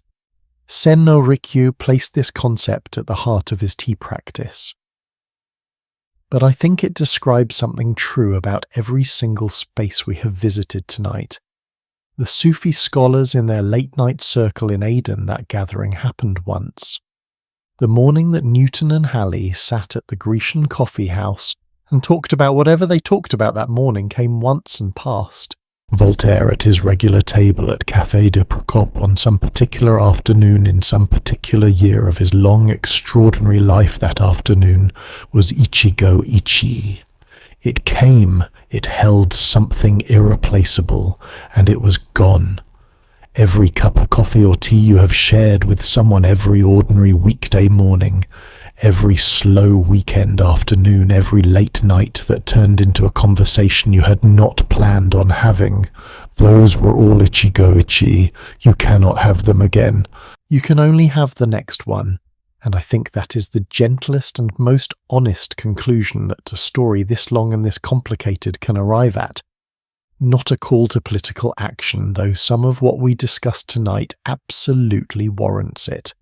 Not a lesson about history repeating itself, though it clearly does. Just this: the cup in your hand tomorrow morning carries 1,000 years of human longing for connection. It carries the fingerprint of the place and the labour of hands you will never meet, and the residue of every gathering that came before yours. Treat it accordingly. There is something I find quietly astonishing about the world we live in right now in relation to everything we've discussed tonight. The global cafe culture of the 21st century, which has spread to virtually every city on Earth, which has taken the third wave specialty coffee movement and carried it to Seoul and Tokyo and Sao Paulo and Lagos and Beirut, is in many ways the fullest expression yet of what the first Coffeehouses was reaching toward. A space that belongs to everyone, where you can sit for as long as you need to, where the drink in your hand gives you the right to be there, where the conversation can go anywhere. There are approximately 40,000 Starbucks locations in the world as of the most recent figures available. There are hundreds of thousands more independent cafes. The tea house tradition has produced its own contemporary descendants: bubble tea shops, specialty matcha cafes, the elaborate tea culture of modern Taiwan and Japan and South Korea that has developed its own aesthetic language, distinct from, but in conversation with, its historical roots. The form has changed beyond recognition. The function has not moved an inch. People show up, they order something warm, they sit across from each other or beside each other or alone in a crowd, and something happens that cannot happen anywhere else. Not at home, not at work, not in any institutional setting, something that is precisely located in the third space, the in-between place, the room that belongs to no one and everyone. Ray Oldenburg, the sociologist who coined the term third place, in his 1989 book on the informal public life of communities, described these spaces as essential to a functioning civil society. Not optional, not pleasant extras, essential. He argued that a community without third places, without the informal gathering spaces that are neither home nor work, was a community that would struggle to maintain the social fabric that makes collective life possible. That people need spaces where they are known by name, where the barriers of rank and role are lowered, where the conversation is self-directed, and no one has an agenda. He was, without necessarily realizing the full historical depth of what he was describing, articulating something that the founder of the first Coffeehouses in Aden understood instinctively 5.5 centuries ago. Let me tell you where I am right now as I finish writing this. I am at a table in a coffee shop that I visit most mornings when I am working on something long. The coffee is good, not extraordinary, just good, consistent, reliable in the way that the best ordinary things are reliable. There are about a dozen other people in the room. A woman near the door is having a conversation on her phone that is clearly difficult. Her voice is low and careful, and she keeps turning her cup in her hands without drinking from it. 2 students at the back are sharing a laptop screen and talking over each other in the animated, slightly chaotic way of people who are genuinely excited about an idea. A man about my father's age is reading a physical newspaper which feels slightly miraculous in the current era, with a focus and absorption that I find almost enviable. I do not know any of these people.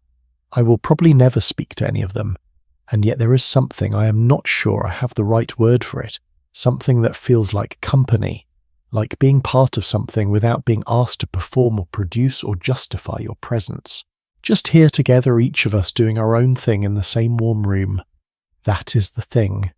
That is the thing that has survived Mecca in 1511 and London in 1675, and the fall of the Ottoman Empire and 2 world wars, and the rise of the internet and everything else the world has thrown at it. The simple, stubborn, irreplaceable pleasure of being in a warm room with other people and something good in your cup. No app has replaced it, no video call has replaced it. No algorithm has figured out how to replicate the particular quality of presence that happens when two people sit across from each other with no agenda and time to spare. And I genuinely suspect for whatever my suspicions are worth that no algorithm ever will. Because what happens in those rooms is not information transfer, it is something more ineffable than that. It is the recognition renewed again and again across 1,000 years and every culture that has ever existed on this planet, that being human is something you cannot do entirely alone. So here we are, at the end of a very long night and a very long story that turns out to have been about something quite simple all along. Tomorrow morning, your tomorrow morning, the ordinary one, the unremarkable one, you're going to make or buy something warm to drink. You probably will not think about Caldi or Shen Nong or Sen no Rikyu or Voltaire, or the women who wrote a petition in 1674, or the farmers in the highlands of Ethiopia who are awake right now before your dawn tending to something ancient. But maybe just for a moment you will. Maybe you will hold the cup a little longer before you drink. Let the warmth come through. Notice it.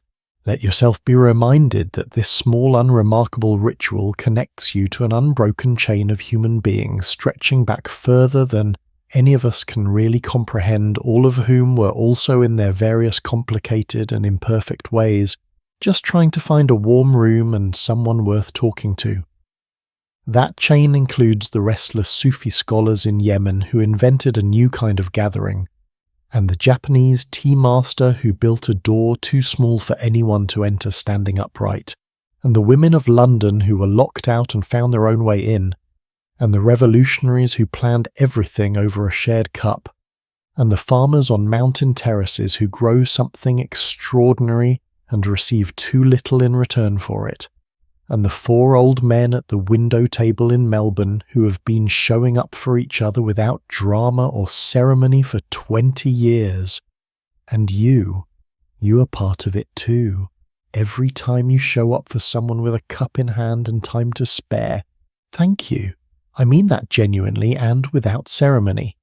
Thank you for spending this long night with me, for staying curious through all of it, through the legends and the dark chapters and the philosophy and the economics and the quiet moments that did not shout for your attention, but asked for it gently. I know how rare that kind of attention is, and I do not take it lightly.